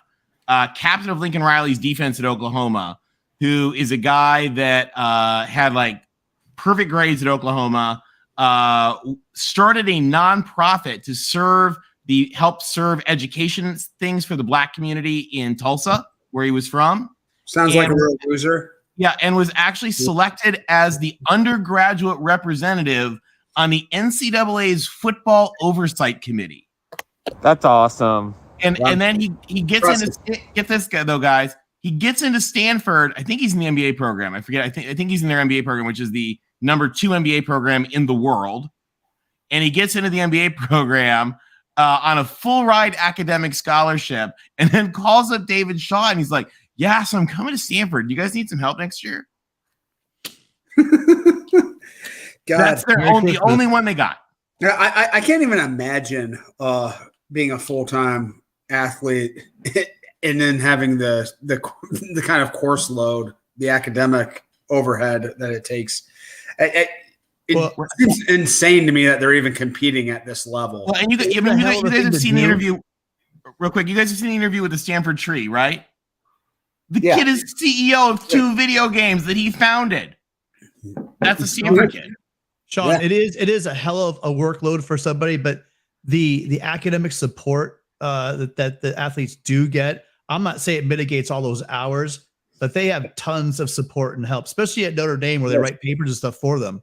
So it really helps out. Really helps. Sorry, Will. I like it. Oh. Yeah. Before you go, how about the fact that we were talking the off season, we were talking about that offensive line for Notre Dame, and I was like, we were all up for it, and then it was gone. But it's probably taken them those 8-9 games to shake the Jeff Quinn off them. Oh yeah, and, Harry Heidstad stand to get that, his training into those guys, and they unfortunately decided to become world beaters a couple of games before they play USC. So congratulations. I'm not very happy about it. Yeah, Harry's Hogs are back, man. Also, our special teams has also taken a huge step forward this year because Brian Kelly's special teams coordinator, the only coach that actually wanted to go with him to LSU, Brian Polian, he always played not to lose with special teams and was very conservative. But now we got Brian Mason, who might be the best special teams coordinator in the country. And right now we're leading 7-8 blocked punts, Yeah. And then early on, we'll never know. But getting that block punt, then that interception, and like we talked about, Clemson's not a come from behind kind of team. It's not really built for that. Jumping at that 21-point lead on the block punt and returned, and then also that interception on the doorstep, that was a hell of a start for you guys. Yeah, man, it was awesome.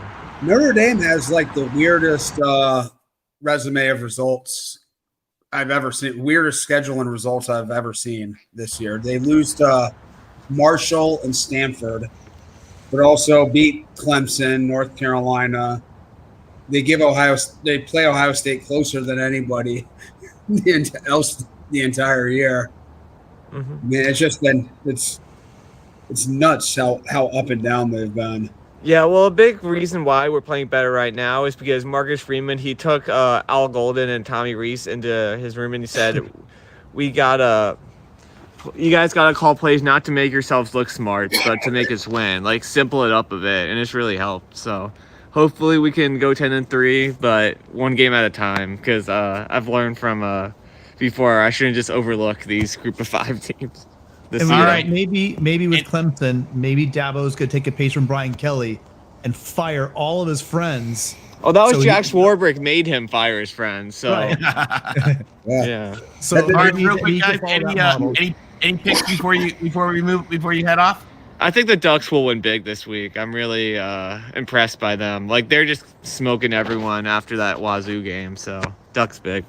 I think that game's going to be closer than most people are expecting. I think there's going to be points all over the place. I think Penix is going to throw for around 400, and it'll be a shootout. The Ducks might end up covering in just some sort of weird way, but I think that's going to be a really entertaining, really fun battle throughout. Gonna be fun. Hey guys, thank you so much for calling in. Of course. Hold on 1 second. I gotta ask Will and D one question. What's up, Rick? You were at what's up, man? You were at Notre Dame for the Clemson game. Did you take my advice? Did you go light a candle? My dad did, but Okay, I but forgot. Did you light it? Did you light it? You didn't light a candle. You didn't I go to the forgot. grotto? Yeah. Oh well, your But dad. we did go. We did. Yeah, we What did kind go of to the Catholic grotto. are you, Will? If you went to Notre Dame, I didn't go to gave the you grotto, light a candle? You went against my advice. Luckily, your father listened. But you know what that means for you, Will? What? You were going to lose when you come to the college. If you didn't light a candle, you didn't. Whoa! Oh. Oh, hey, buddy. I'm just telling you right now, man. That's bad mojo. You don't diss LBC's juju. You did it. You dissed LBC's juju, and your Irish are going to pay the price in the collie. Yeah. All your there you fault, go. Will. All right, we'll see. All We'll see. your fault. I love it. Listen, And Will, guys. thank you guys. We'll talk to you soon. Okay. Fight on, Will. All right. Next up, we've got Jack and DeReal MVP. Guys, welcome to the show. Hello. What's up, gentlemen? Hello. Oh, How are we you lost guys? Jack. Well, you know, right. LBC, you While we lost Jack, we're replacing him with Mike, who also wanted to chat with DeReal. So we've got both of you guys here to talk about the Pac-12. What do you guys think about the games this week? I think there's a great set of games on this week. Looking forward to Oregon, Washington the most. I think Oregon's going to dominate, show why they should be the best team in the Pac-12, and cruise away with it. I think Washington is a good team, but I think they are clearly the fifth best team, even though Tim, for whatever reason, has them at eighth. I don't understand that at all. I agree with you, DeReal. I agree with you on that one. If you watched that game Friday and you came across really impressed, then more power to you. I just wasn't that impressed. But Team A beat Team B on the field. You can't reward the team that lost. You can if you watch the game on the road. No, see, that's what you got to realize. When I was told we were doing these power rankings, I was told that this is if the two teams meet on a neutral field, where would you put these guys head to head? Head to head in Seattle. Huskies, I have all mad props to Husky Stadium and the Husky fans and all that. And Oregon State's not the same team on the road. On a neutral field, I think that they are a better team. That's why I have them that way. It's very tight in that middle for me. And real quick, guys, at the top for me.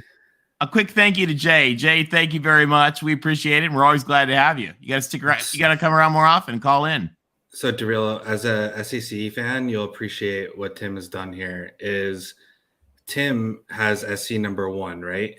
And so to justify that ranking, the teams that SC hasn't played, like Washington, have to go lower in the rankings than the teams that SC has played, like Washington State and Oregon State. That way, you prop up your own strength of schedule by having higher rated teams that you've beaten than your opponents. You give me way too much credit. That's to take too much thinking of my part. Now, let me throw this out there, and Josh Pate brought this up just to mess with you guys a bit, okay? LSU loses to Arkansas and Texas A&M. Alabama wins out and goes 11-2. DeReal, when you say those words on this show, we hear are the Peanuts parents being like, Baton Rouge. Can I interject? Interject, Mike. Because you play that scenario out, LSU should be the one to go because LSU has the head-to-head. Are we not counting everything that we're supposed to count to make the resumes the best possible resumes? We want the 4 best teams, guys. And yes, Mark made a point to me the other day. You can have a 2-loss team in the top 4 as long as they're a conference champion. I think that's a good point. And guys, that might be a real interesting point coming up where, for example, Utah to beat Oregon and beat USC or UCLA. Yeah, I think Utah is a dark horse. I actually think Oregon is out of it because if they're the 4 seed, and Georgia's the 1 seed, I think with just human beings in general, they're going to look at the 46-point loss to them and think, are we really going to have this as a rematch? And I think that same issue would affect Tennessee, by the way. Exactly. Yeah. Or LSU. Right. Not that they're going to get in. They'll just find a way to rank Oregon 3 to avoid it. One thing, and then we'll stop talking about the SEC because we got revolt in the chat. One thing I thought was a really good point from the chairman of the committee is he said, yeah, Oregon lost big and LSU lost, and Tennessee lost big, and they're pretty much the same loss. So the chairman of the committee has actually been more forgiving to Oregon than I was. We're gonna hear in just a minute from Mikey G about his thoughts on that, and I think he's gonna have strong opinions on that. So I can't wait for that. Yeah, but guys, real quick, back to the Pac. What do you guys think? Any upsets? The Oregon loss is an elimination loss, as well as with Tennessee. I wonder if they're both eliminated. So the chairman of the committee seems to think no. But I think the difference between Tennessee and Oregon. Oregon was the first game of the season a long time ago. I would hope this committee is full of football people that know that a team is not the same. And yes, I've heard the argument that, Georgia's also probably a better team. True. But when you're talking about a brand new defense, brand new offense, first time head coach, I'm thinking the difference in and the improvements could be vastly greater, just given the fact that you have Georgia's not that much more higher to go up, but the ceiling was almost limitless for Oregon. That was the game one in a very strange circumstances on the road and a de facto home game for Georgia. So I don't see apples. I see them, as a matter of fact, as the Tennessee loss, and it's not just a recency bias. It's later in the season. We all know you're exactly right, Tim. Oregon is rolling right now. There's no way that score they lose by that much. Well, I think Oregon's main problem is their schedule coming up is so difficult. I don't see any team that would go 3-0 with their schedule they've got remaining. I fear they might. Yeah, a playoff team would. I don't know. There's some playoff teams. I don't know if Michigan or Ohio State would go 3-0 with this schedule. Washington's a top 25 team. Utah's a really good team. Oregon State is a really, really good team. I still think they're a top 25 team, top 30 team in the country. It's going to be difficult. And then you got a Pac-12 title game. That's OSU's a top 15 team at home. Oh, yeah. I can believe that based on what I've seen them play. I mean, they look legit. And that's why I say, Darrell, that if Oregon does that and wins out, they will get into the college football playoff. Yeah, that's why I said playoff team would do that. A playoff team will win those three. And they probably aren't. But again, the other thing, and one of the things we try not to do on the show is get too much into if this and if that and if that. But like a lot of that other stuff is going to sort itself out. Yep. And we're going to see some more losses from some of those teams. And I think that they'll probably the stuff tends to work out more than we often think. Tony's a member in college football. That's what we do. You're right. The a few games I'll pick for this week. I guess I'll root for Notre Dame this week. But next week they play Boston College before USC, and possible trap game with Boston College. Utah versus Stanford. Give me Stanford. You know what? Give me Stanford. I like that pick, Darrell. Darrell, Darrell is reporting the tree. Darrell, you're already 0-2 on your predictions on this show, right? Are you trying to go 0-4 right now? I might go 0-5, but you know what? I like give me Colorado as well. Darrell, I respect the bravery. For the sake of it. You said Colorado too? I'll take Colorado. Give me you just lost that one already. Rick, he's channeling inner Rick on that one. He's going rogue. Give me Buffalo and give me the tree this week to upset. Has there been a crazy Pac-12 week yet? Not really. At some point, you guys, we're going to realize that Darrell is absolutely trolling us on every time he calls with his predictions. And we love it. Hold on. We got breaking news right there. Oh. Live breaking news. What are the Pac-12 games this week? What did you say, Mike? I'm sorry. What are the Pac-12 games this week? Well, we went over all of them. The big one is really Oregon and Washington. So we're gonna see what happens with that one. Okay. Real quick, anything else, guys, before we got to move on? No. Good luck to everybody's team this week, especially Stanford and Colorado. I like it. Really, you made the picks. We love it. I want some chaos. I want some upsets. The Pac-12 has let me down. I heard there were going to be tons of upsets this year. Everything was going to go insane. A 6-3 team was going to win. That type of thing.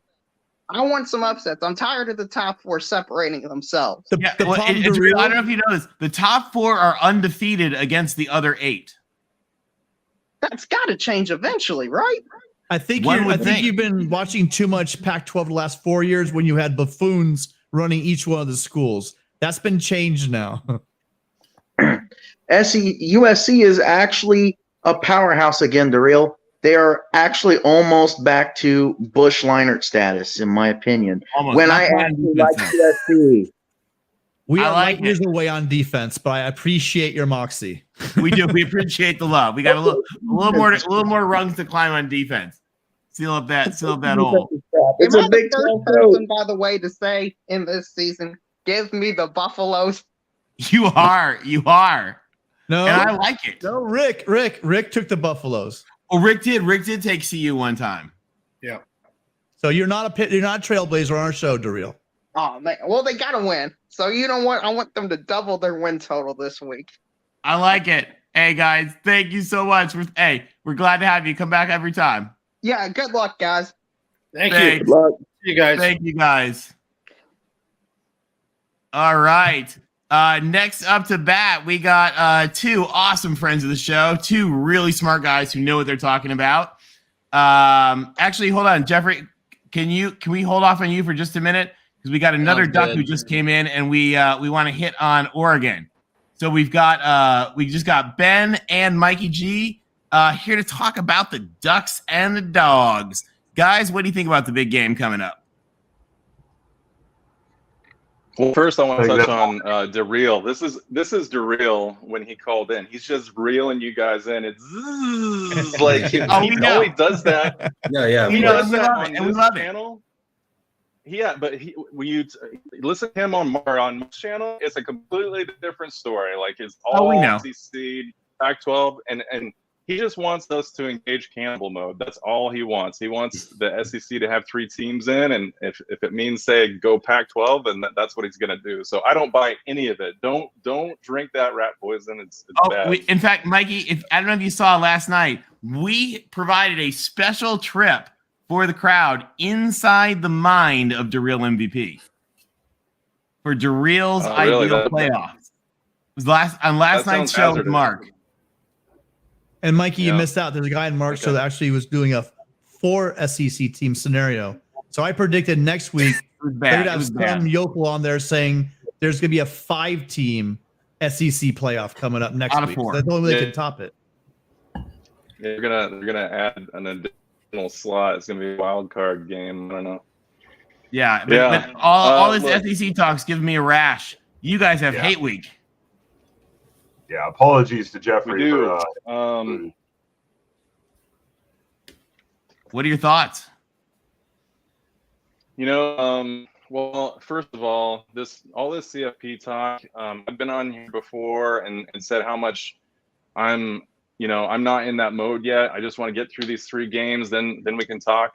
I think it's safe to start thinking about the conference championship and the likelihood of SC being there. It looks pretty promising, but I think that this is a tricky thing, right? Like we talk a lot about trap games, and I don't really consider this one a trap game, but the problem is that everybody keeps talking about how we turned it around. And while I agree with that conceptually, I have a problem with week 1 and comparing that sample with the rest of our 8 games, because the turnaround happens so quickly, right? So we go up against Eastern Washington, we blow them out. We go against BYU, we blow them out. Wazoo, we stumble. But the remainder of the schedule, we just have this incredible offense, and we're just like lighting it up.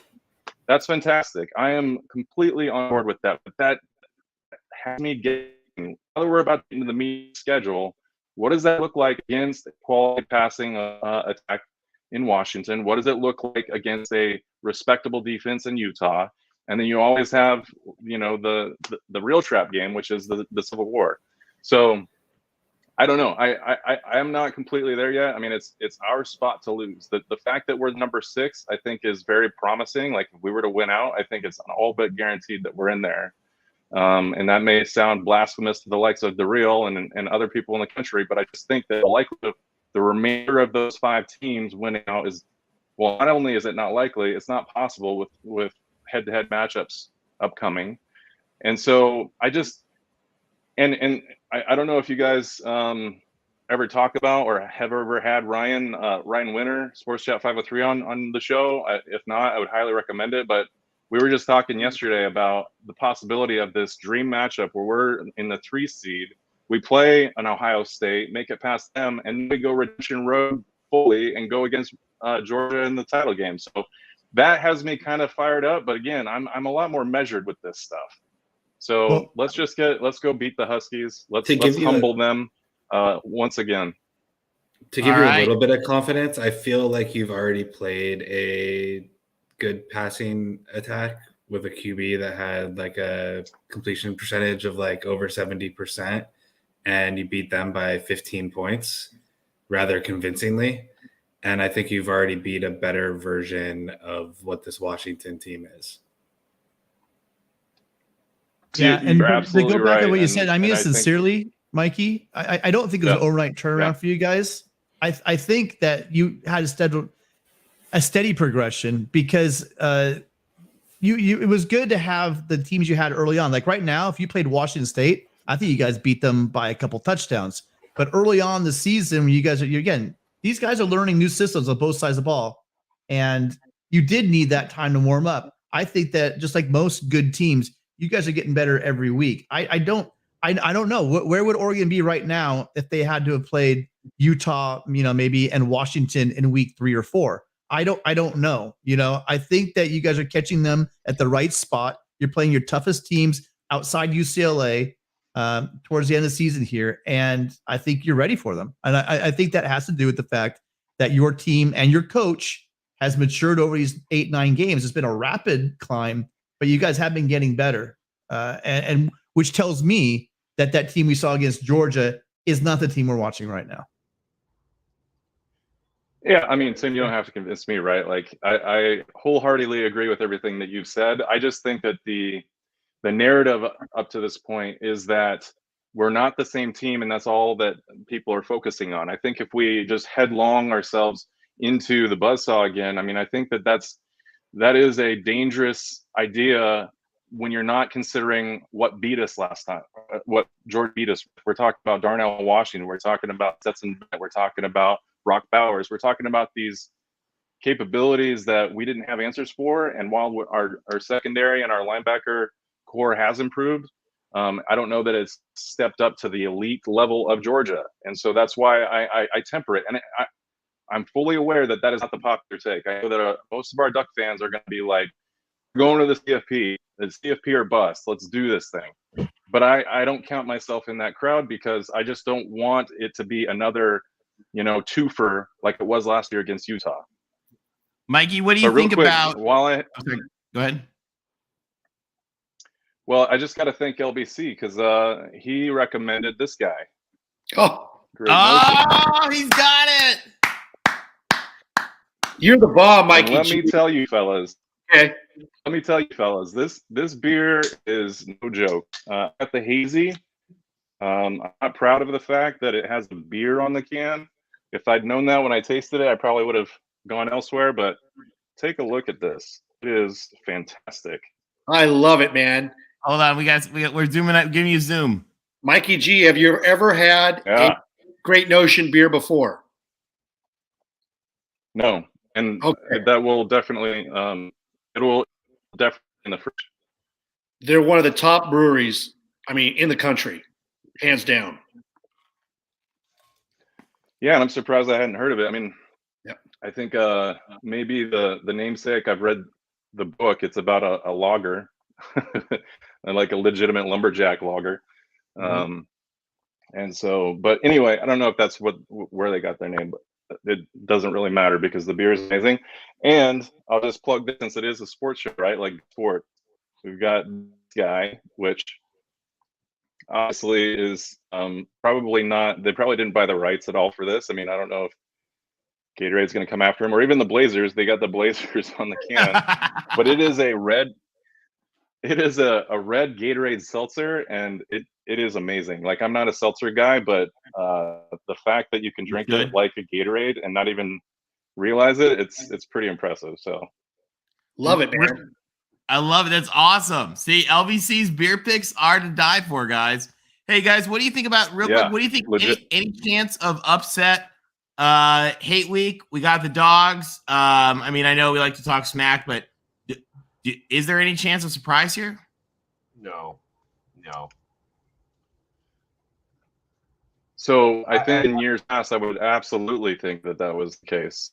And I've said it on this show before that anytime I go into a game thinking otherwise, I feel like that is exactly the game that we lose.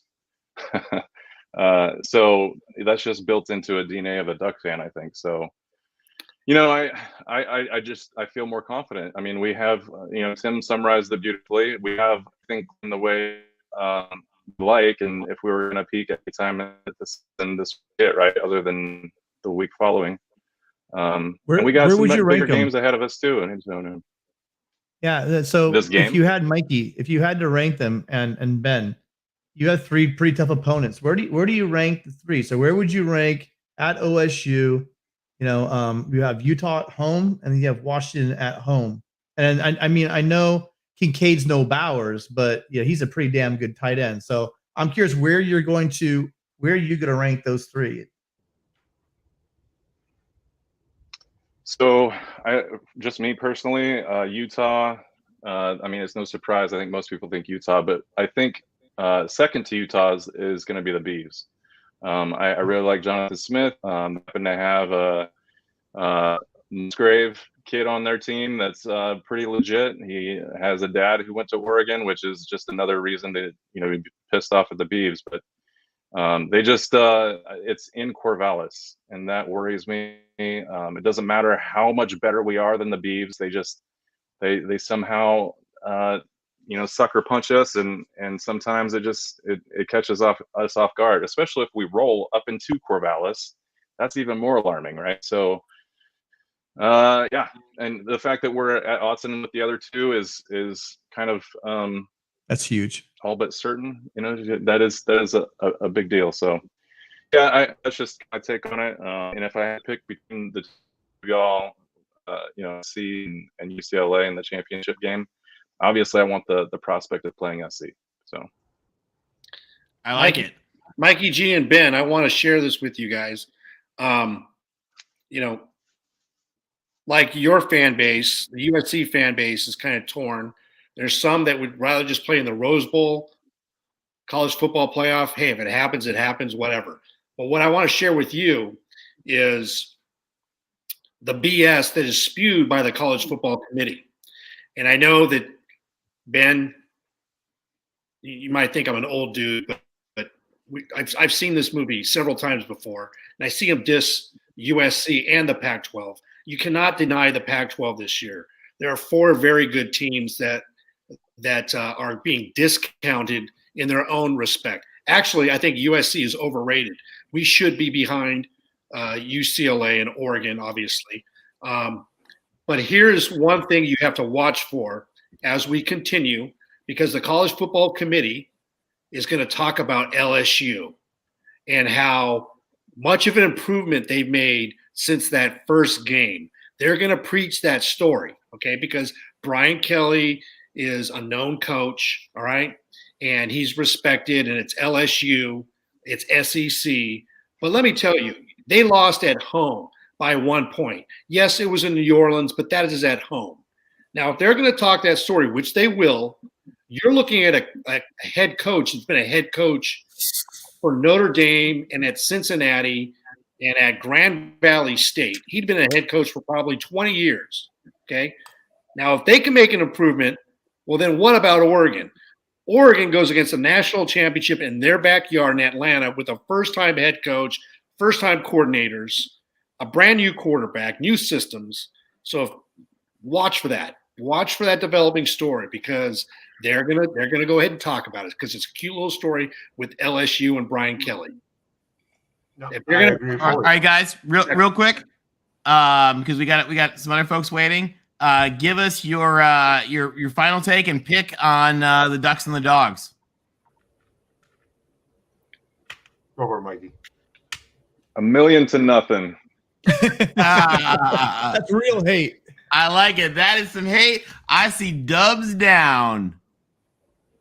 And real quick before I you think go, Pickles would say something. Connor was asking who makes the red beer or the Gatorade beer.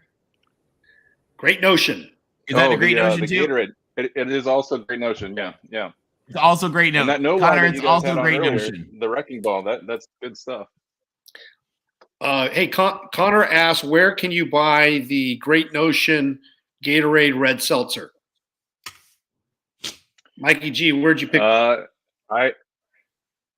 got it at the brewery or at their little brewery? storefront. So I don't know that they have an online thing, but if you buy beer over or have it shipped, it's going to be ridiculously expensive. So I would imagine that those specialty shops like an ABC or something might have something, or they might have. Connor, that's where you get it.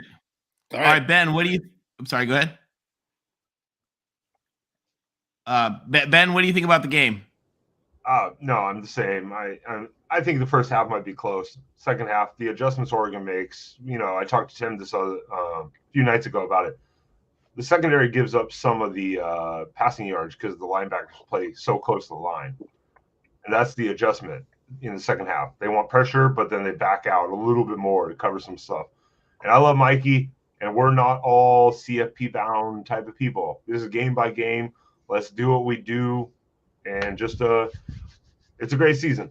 Looking fucking forward to it, and language, and join me too, me and Brandon, and maybe Mikey sometimes on the Oregon post-game show, following the Oregon shows or Oregon games, or the next day depending on our schedules and stuff like that, on the Oregon channel for the Voice of College Football. And you guys, they do a really great job with that. So if you're a Ducks fan, definitely check out the Oregon post games here on the Voice of College Football channel. Hey, Mikey, one more time? An extra dubs down. Sorry, All Sergeant right. Pickles. Good luck, guys, and thanks for calling Go in. Ducks. All right, See we'll you talk guys. to you soon. Thanks, guys. All right, now, guys, I think we have a counter to that. We've got Jeffrey from Only Talk Sports, and we're echoing. Somebody's echoing. If you can close your YouTube. That might be Sergeant Pickles, I think. And Sergeant Pickles, the UW fan. Sergeant Pickles, close your YouTube window. Jeffrey, well, Sergeant Pickles closes his YouTube window because he's echoing. Jeffrey, what are your thoughts on the game this week? Oh, so go ahead, Sergeant Pickles. Are we working now? All right, we're working now, I think. All right, Sergeant Pickles, give us your take on this. This is a big game. Your Dogs are going to Eugene. Do they have a shot? Well, first off, talking to the two quackers, they're pretending to be very polite. They're not sorry. Don't lie to me. You can't lie to me. But yeah, it's been pretty anxious. I was hoping for a little bit of a stronger showing against the Beavs. I was talking to some of the Beaver fans in chat. I think if you play, ignoring the monsoon weather, we had, I think if you play that game 10 times, the Beavs win 5 and the Dogs probably win 5. I think it's pretty evenly matched. What my head's trying to tell me with this Duck game, it's tough that it's an Autzen, of course. And Oregon's really turned it on the last few weeks. There's no denying that. They've definitely made the adjustments, and kind of seems like the Jekyll and Hyde Bo Nix has kind of ironed out a lot of the issues, or they've worked it around him so that he's, pretty much catering to his strengths. Yeah, it's going to be tough. I think for me, it's kind of a cliche to say it's in the lines, but UW's pass protection's been excellent. It's allowed Penix to throw the deep ball, and he's got multiple receivers that can go, 30, 40, 50 yards at a time. I know Oregon's got the athletes on the back end to stay with them, so it's just about making those contested catches. I think the one item I think is really going to turn it and actually give UW a chance is if the defensive line can generate a good pass rush. Because I think if you hurry Bo Nix, yes, he can escape a little bit, but you can, kind of hurry him and fluster him and force a few mistakes here and there. And, it only takes one Kenny Wheaton to flip the game. That is true. Jeffrey, what do you think about this game coming up? I think it's really interesting. I was just going to talk about real quick about that. I think it's interesting and good. I'm glad they did it, that they ranked TCU over Tennessee and Oregon over LSU, because I did have some concerns that they were going to rank Tennessee 4th, TCU 5th, and then LSU Oregon, but they did the right thing. Oregon should be over LSU. I mean, like, Darrell was killing me when he was talking about Oregon and how, they should be automatically eliminated, and Tennessee automatically eliminated for losing to Georgia. That's not how it works. I mean, that is just not how it works. Oregon is a much better team today. If they went out, they're in the playoff. Again, I do agree that it's going to be very tough for them to win out, but Oregon is a much better team now. And even though, obviously, talking about this game, Penix, I mean, obviously he was from Indiana, so I know what he can do. But I do think Oregon, if this was at Washington, I'd pick Washington. But since it's at home, I'm gonna lean Oregon.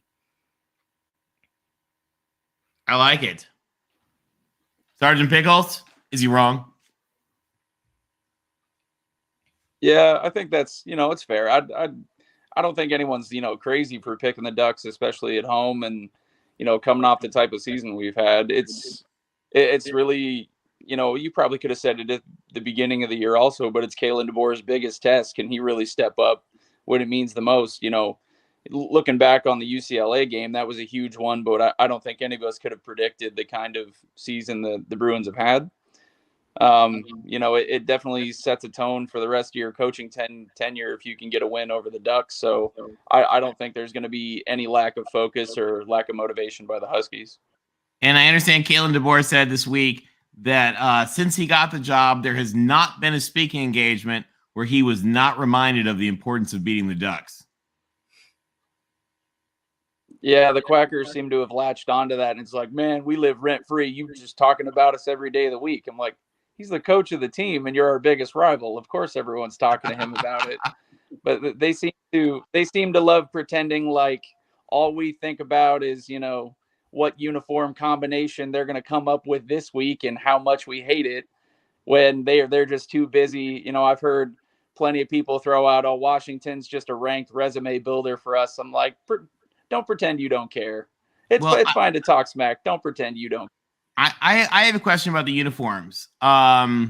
Just because I'm concerned about liability. Does the University of Washington Health Center, for students and fans and everyone exposed to those uniforms, do you guys provide free treatment for cirrhosis of the eye? Or how does that work? I mean, I just assumed it was some research program Oregon's been doing into like glaucoma and cataract, surgery. How to cause them? I don't know why they claim it was the duck egg print uniforms from earlier this year. Everyone's talking about how great they are. All I saw was bird crap, so I don't know where they're coming from on those ones. There needs to be a limit on yellow on uniforms. That's all I'm gonna say. Yeah, exactly. The Baylor, yes. Oregon, like banana condom look is just not doing it for anybody. No bananas. Yep, the highlighter pen was cool once until about one quarter into the game when we realized we didn't want to watch it anymore. Yeah, it was cool when we were all freshmen and we'd like put them in a vodka bottle and let them glow in a black light. Maybe that was just a USC dorm thing. Connor Johnson predicts Ducks lose 3 straight. Connor with the bold pick out of Corvallis. I like it. That's really cool. Gummy just said there's a limit on yellow unless you work at an airport. That's a good one, Gumby. I like that one, there Gumby. is a weird Very camaraderie nice. with. Yeah, there's a weird camaraderie with Huskies and Beaver fans because we talk a lot of smack. Like I've been on in Corvallis, with my Husky hat and a shirt on, and people kind of give you crap, but it's pretty mild. But most of them, after give each other a little stick, we'll start talking about how much we hate the Ducks. It's the thing that binds us all together. It's beautiful. The enemy of my enemy. There you He's go. my friend. Every time. Jeffrey, what do you think about these games coming up this week? I think it's really interesting about, another thing Darrell was talking about, obviously the upsets. He would never want that to happen in the SEC. You wouldn't want the top SEC teams to go down to Vanderbilt or Missouri or whatever, but I don't see any upsets happening really. I think that I think the Pac-12 is going to take care of business. I don't think Colorado has any chance against USC, even though USC has been struggling the last 2 games against Arizona and California. That California result really shocked me when it was like they only won by 6. They should have won by more. But I think that USC is going to be able to handle Colorado just fine. Colorado's still not good, and USC is just they're going to run all over them. And then in the other games, I mean, you got Stanford, Utah. I know Stanford is a spoiler, but it's at Utah, and as Tim always says, Rice Eccles is such a tough place to play, and Utah is so much different at home. If it was at Stanford, maybe, but no, they're not going to win. Arizona at UCLA. I don't see Arizona winning at UCLA either. This one maybe is a little bit more likely, but still, UCLA is probably going to get it done easily. And then the other 2 games, Cal and Oregon State. This one's kind of iffy, but I'm going to go with Oregon State. It's at home, and Cal is really struggling still overall. And in the last game, there's one more, Washington State, I think. Yeah, Washington State and Arizona State. I'll probably go with Washington State as well. They're at home. Arizona State has improved since Herm Edwards has been fired, but I'm going to go with Washington State. So those are my picks. Good picks. I like them. Nice. Sergeant Pickles, do you think any other upsets this weekend? Or do we follow the path? Yeah, I mean, I would have to. I don't know if Wazoo's considered enough. I haven't actually looked at who would technically be favored in some of these games, but I think Wazoo's got a good shout to beat them. I will say, I mean, Tim kind of covering your bases with the injury talk. I love it, but I think Colorado actually hangs with SC for quite a while, but they do pull away in the end. Maybe Colorado covers. I don't know what the line is on that. I think it's like 85, Pickles. I don't know. I'm trying to think of which games. What's that? I think it's 85. SC minus 85. I think the real number is like 34. I think it's still. You're definitely not covering. Then take the buffs and the points. Have you watched Colorado, Pickles? Yeah. They can't score and they can't stop anybody. What's that? They can't score and they can't stop anybody. They still got to win this year. I mean, every team's due. I mean, it's not like I'm picking them to win outright. I mean, you act like I insulted your mother. Come on. Well, you did, Pickles. You just did. That's all right. Well, real quick, I got to go. I'm actually packing to head to Germany to watch the Seahawks tomorrow, so that'll be. I'll have to watch the game at midnight German time. Yeah. I'll be awake late for that one, but I'm gonna go. What's that? I said enjoy it. Yeah, and Semper Fi to you and all the Marines. Semper Fi to the Marines. Happy birthday to the Marine Corps. Thank you for your service, sir. Thank you. 247 years of fucking shit up. Earmuffs. Sorry. But yeah, I'm gonna go. I think if the Huskies can hang on, I think we get a Kenny Wheaton moment and. They steal one late. I'm going to go 32-28 Huskies. All right. Yeah, wow. Nice. I like it. Dubs up. Go get you a rusty nail from Fremont Brewing. Dubs up. Good luck. I definitely will. I got to take that, OBC. All right, man. All right. Bye, guys. I got a question for Jeffrey. Jeffrey, you're a very smart young man. You're getting a lot of props in the chat from Connor Johnson. Everybody. Delicious. Yeah, everybody's giving you props. I got to ask you one question, young man. Have you ever been let down by UCLA football? I don't know if I've been picking games necessarily long enough, but yeah, I've seen that's all I need to hear. You just answer my question, young man. All right? You're just assuming. the Pac-12 never goes all chalk, and all these veteran guys pick chalk. Somebody is going to be the mark, and when you don't know you're the mark, and that's all I'm saying right now. UCLA is going down. Okay, there you go. Well, all I know is that I've seen UCLA get upset by a lot of times in the past. I've seen it, but I mean, I haven't picked games long because I've only been doing my channel for a couple months, so I haven't been burned by them yet. But I mean, I'll just say that this is the Pac-12 is different now. It's kind of like you were talking about before, a couple years ago, or the teams weren't as good at the top. UCLA and USC and Oregon and all these teams at the top, they have so much to play for. Utah, I just don't see them going down. I mean, they could, obviously, upsets do happen, but they should win. I mean, it's at home. All of them are at home too. That's what makes it even better. So if an upset does happen, then it's a major upset for sure. Jeffrey, I have an actual UCLA question for you.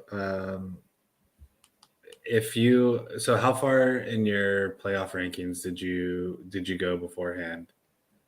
Like when you were like picking, when you were like worried about Tennessee, where Tennessee was going to be versus, where LSU was going to be vis-a-vis Oregon. Did you go further, deeper into it, or not really? Man, I can't remember what I ranked them. I'd have to go back and look, but I don't think I had UCLA as low as the rankings do right now, having a number 12. I think I had them like 10th or 11th, but yeah, I think it's really interesting. I mean, UCLA is kind of ironic to me that they are number 12. I know that, you look at the rankings and like, who would you put ahead of, but USC, and I'm not saying anything about USC, obviously. They're good. They're really good, but USC has scraped by the last couple weeks, and they're still at number 8. UCLA's down at number 12. I'm kind of shocked they're that much further down. And in someone, I can't remember if one of you guys said it or if someone else was someone of the callers. I can't remember because my mind's, I'm kind of tired. But Utah is not. Someone said Utah still had a chance. Utah does not have a chance, in my opinion. I mean, they're way too far down right now. If they won out, I don't think they not for the playoff, but for the conference championship. Was what my point was. Okay, but I mean, I wish Utah hadn't had that Florida loss. I really do, because that just, as much as people were talking about Oregon, Georgia, that Utah Florida game really hurt too, because Utah would still be alive as well right now, and you would have all 4 of the top Pac-12 teams would still be alive for the playoff. Utah's eliminated because of that Florida game, and which stinks, but they're still a really good team. The Pac-12 has been a lot of fun to watch this year, and I hope for the Pac-12 that none of these upsets happen, because I want UCLA, USC, and Oregon to still be in the playoff hunt. I really do. So I'm hoping none of them lose. It's going to be fun. Mm-hmm. Well, hey, Jeffrey, we've got something that might interest you. So, guys, there's something that kind of came up today in some discussions, and I wanted to bring into you guys a book, college football book that a lot of you guys are big college football fans, and this is written by Matt Brown, who's an amazing guy on Twitter. He runs the Extra Points newsletter and podcast, and it's a book called What If? And for Pac-12 fans, there's a couple chapters relate to the Pac-12 in this book. Including some stuff with the Pacific Coast Conference and the Airplane Conference, where we tried to add into the Pac-12 Army, Navy, Notre Dame, Air Force, Syracuse, and Penn State back in the day.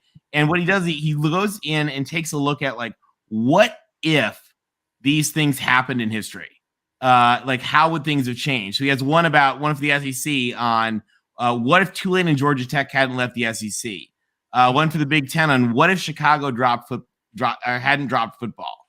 What if Bear Bryant had taken a different job? One of them is fascinating is, what if Michigan, who got kicked out of the Big Ten at one point, stayed out of the Big Ten? What would have happened? And he does some really cool, like, re-looks at history. Anyway, there's a QR code here on the screen, guys. You can take a look at it with your phone. Check it out, add it to an Amazon cart or whatever. It's really an awesome book. And I know it sounds kind of dorky, so we're calling this Doheny's Best, our Voice of College Football Trojan Book Club, Doheny Libraries at USC. And it's just something that I think a lot of you guys would really get a kick out of. So before we wrapped up, I wanted to kind of give you guys, this is just something really, really cool to take a look at. Not only, really cool. Not only are you getting college football Pac-12 information, you're getting books and beer. I mean, where else can you get that? What else do you want in life? We got books, beer, and football. Yeah. Nice job, Tony. Thanks. Well, hey, Jeffrey, well, give us your final thoughts here as we get ready to wrap up. I mean, I just think that, like I said, this is a really big week for the Pac-12. No letdowns. I mean, if you, like Rick said, I mean, usually the Pac-12 doesn't go unscathed, but if they do, I think that it's going to make it really interesting as we go down the stretch to see who's going to be able to stay in the playoff. I think all 12 teams, all the way to UCLA, still have a complete outside chance. They have a chance. That's what I'm saying right now. So I hope that continues because I want to see as many teams as possible still have a chance to make the playoff. I make it interesting instead of it getting like to the point where a lot of teams are eliminated. But I think it's a big week for the Pac-12, and I think a lot of teams that are maybe you could say on upset alert, I think they're going to get it done. But we could be looking past Saturday and maybe UCLA goes down. Who knows? So it's going to be interesting. Well, thank you so much for joining us. We're glad to have you. Thanks, Thank Jeffrey. you. I was glad to be on. Thank you. All right, we'll talk to you soon. Jeffrey. All right, Chris, what are your final thoughts? So I thought that USC was going to beat Arizona, score 1,000 points or something. I think that people think that USC's offense is a little bit better than UCLA's, so I'll say that we score 950. Even though you guys kind of let us down by only scoring 1,000. But yeah, no, it's an interesting week. The Oregon-Washington game is like kind of a little appetizer for me for the main course of next week. But hopefully everyone holds serve. Hopefully we hold serve. Like, granted, I'm picking us to win. I would be shocked if we lost, but crazy things do happen. But I'm looking forward to the week, and then I'm looking forward to the big showdown at the Rose Bowl the week after. And go Bruins! Thanks everyone for calling in and for chatting it up, and appreciate all of you. Great calls. Thank you so much. Love doing this. Love having you here, Chris. Thank you. You're awesome, Chris, man. Good luck this weekend. And thanks for the stats. Chris is the man. All right, LBC, what do you think? I think, this is an unusual week in the Pac-12. I looked at all the games. I made my picks. And, honestly, I don't think UCLA should lose, but maybe they're looking towards USC. I hope they don't lose because I want a highly ranked UCLA team. So, and they're having a great year. And I think Oregon's having a great year. It's great to see kind of what Chris was saying, Oregon, UCLA, USC, and Utah having the years that they're having this late in the season. So this is I'm going to call this TCB. I know Mark Rogers is a big fan of Elvis Presley. So am I, the king. His motto was taking care of business. This is the Pac-12, the big boys taking care of business. And we all got to go out there and put a number on the competition. So we'll see what happens. I appreciate all the callers, all the people that came in reviewing in the chat. Hit the like button. If you like the content, please subscribe. We'd love to have you join us and get updates and support the Mark Rogers Voice of College Football channel. I thank Mark for allowing us to have this platform talking Pac-12 football, something that we care deeply about. And it's great to hang out with Chris, Tony, and Tim on a Wednesday. So thank you, gentlemen, and good luck to all the favorites this weekend. Fight on. Right on, Tony. Oh, Rick, sorry, my bad. Do you want to address the Zach T really quick? Special thank you to Zach. We really appreciate that. I like your bold prediction that nobody gets out of the pack without 2 L's. That is very, very, very possible. So we'll see what happens with that. I like it, Zach. And Zach, thank you for watching the show and calling in the show. We really appreciate it, and we're glad to have you. Yeah, really Zach's been a great long time supporter of the show, and we do really appreciate you being here. I don't know if I agree with 2 losses, but it's gonna be amazing if I'm just can't get over how wonderful. What a great year, Tony and Rick and Chris, to start this Pac-12 channel. I mean, this year has not disappointed. We still have some big games, probably the biggest games leading up, coming up pretty soon. I have it's so hard doing the power rankings because you could argue for any one of the top 4. I kind of threw it. I thought Ben would be in earlier to discuss the Oregon, but I really think that any one of those teams on any given day could be that number 1 slot. And then once you get down earlier to, I was talking about the Oregon State, in that realm, and Washington. Washington, Oregon State. You could flip flop those guys all day long as well. So I've been really happy enjoying Pac-12 football. I think people are now nationally talking about Pac-12 in a positive light. And I like the way Tony put it. This is what the Pac-12 is. This was traditionally been. We have not been the doormat that ESPN's tried to label us. This is the Pac, and we are good. And we have at least 2 more years of us all being together, this and next year. So hopefully we can end it on a bang. Thank you guys all for tuning. Thank you. So I want to first of all thank you guys for joining, and I really want to thank Mark Rogers for giving us this chance tonight. But I want to wrap up with talking about something that I think is a little bit different, and that is that there's something kind of wild going on. Guys, Arizona has been in the conference the longest without playing a game in the Rose Bowl, without actually making the Rose Bowl. And this weekend, Arizona goes to the Rose Bowl for what will probably be, at least for the foreseeable future, the last time that Arizona goes to the Rose Bowl. And there's a lot of symbolism for them because Arizona's who brought Arizona and Arizona State into this conference in 1978 because they believed that the Pac-12 was their path to build a better athletic and academic university. And Arizona State came kicking and screaming because they founded the Fiesta Bowl. They were proud of the WAC, and Arizona State and Arizona both believe that it's the best thing that has ever happened to their university. And it's why all this nonsense about Arizona to the Big 12 was absolutely never going to happen. But it's a time of change. And to folks who are a little worried about that change, remember that this is a conference that has always had change. It's always had drama, and it's always had change. And if we bring in San Diego State and SMU, that's kind of exciting change too. And just like going to the desert has become a big thing, and that was wild 40 years ago for people, going to Dallas, going to the beach in San Diego, like that's going to be a new thing, and it's going to be exciting. And we don't know if it's going to happen, but think about it, guys, as something that's exciting. Do you guys know about Boulevard season at SMU? Guess what? It's probably better than the Grove at Ole Miss. It's wild and super fun. So take a minute, learn about the traditions of these teams that may be coming into this conference. They're really great. They have more there's more tradition at SMU right now than any of the teams that are going to be the new teams in the Big 12. Literally, the Doak Walker Award is for SMU. I mean, they have national champions. This is a school with amazing, amazing traditions.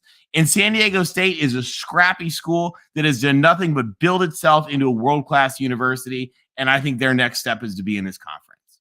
So I don't know exactly what's going to happen. We're going to find out. But whatever it is, it's going to be exciting and it's going to be different. But the Pac-12 has always been about different. We grew from a couple of schools to be big in the Pacific Coast Conference. It fell apart. It came back together, added and grew, and we're always growing and changing. And so think about that with the expansion. Whatever happens, it's going to be exciting and it's going to be different. So as always, fight on. But also, just in case, go Aztecs and pony up. We'll see you guys next week. Fight on.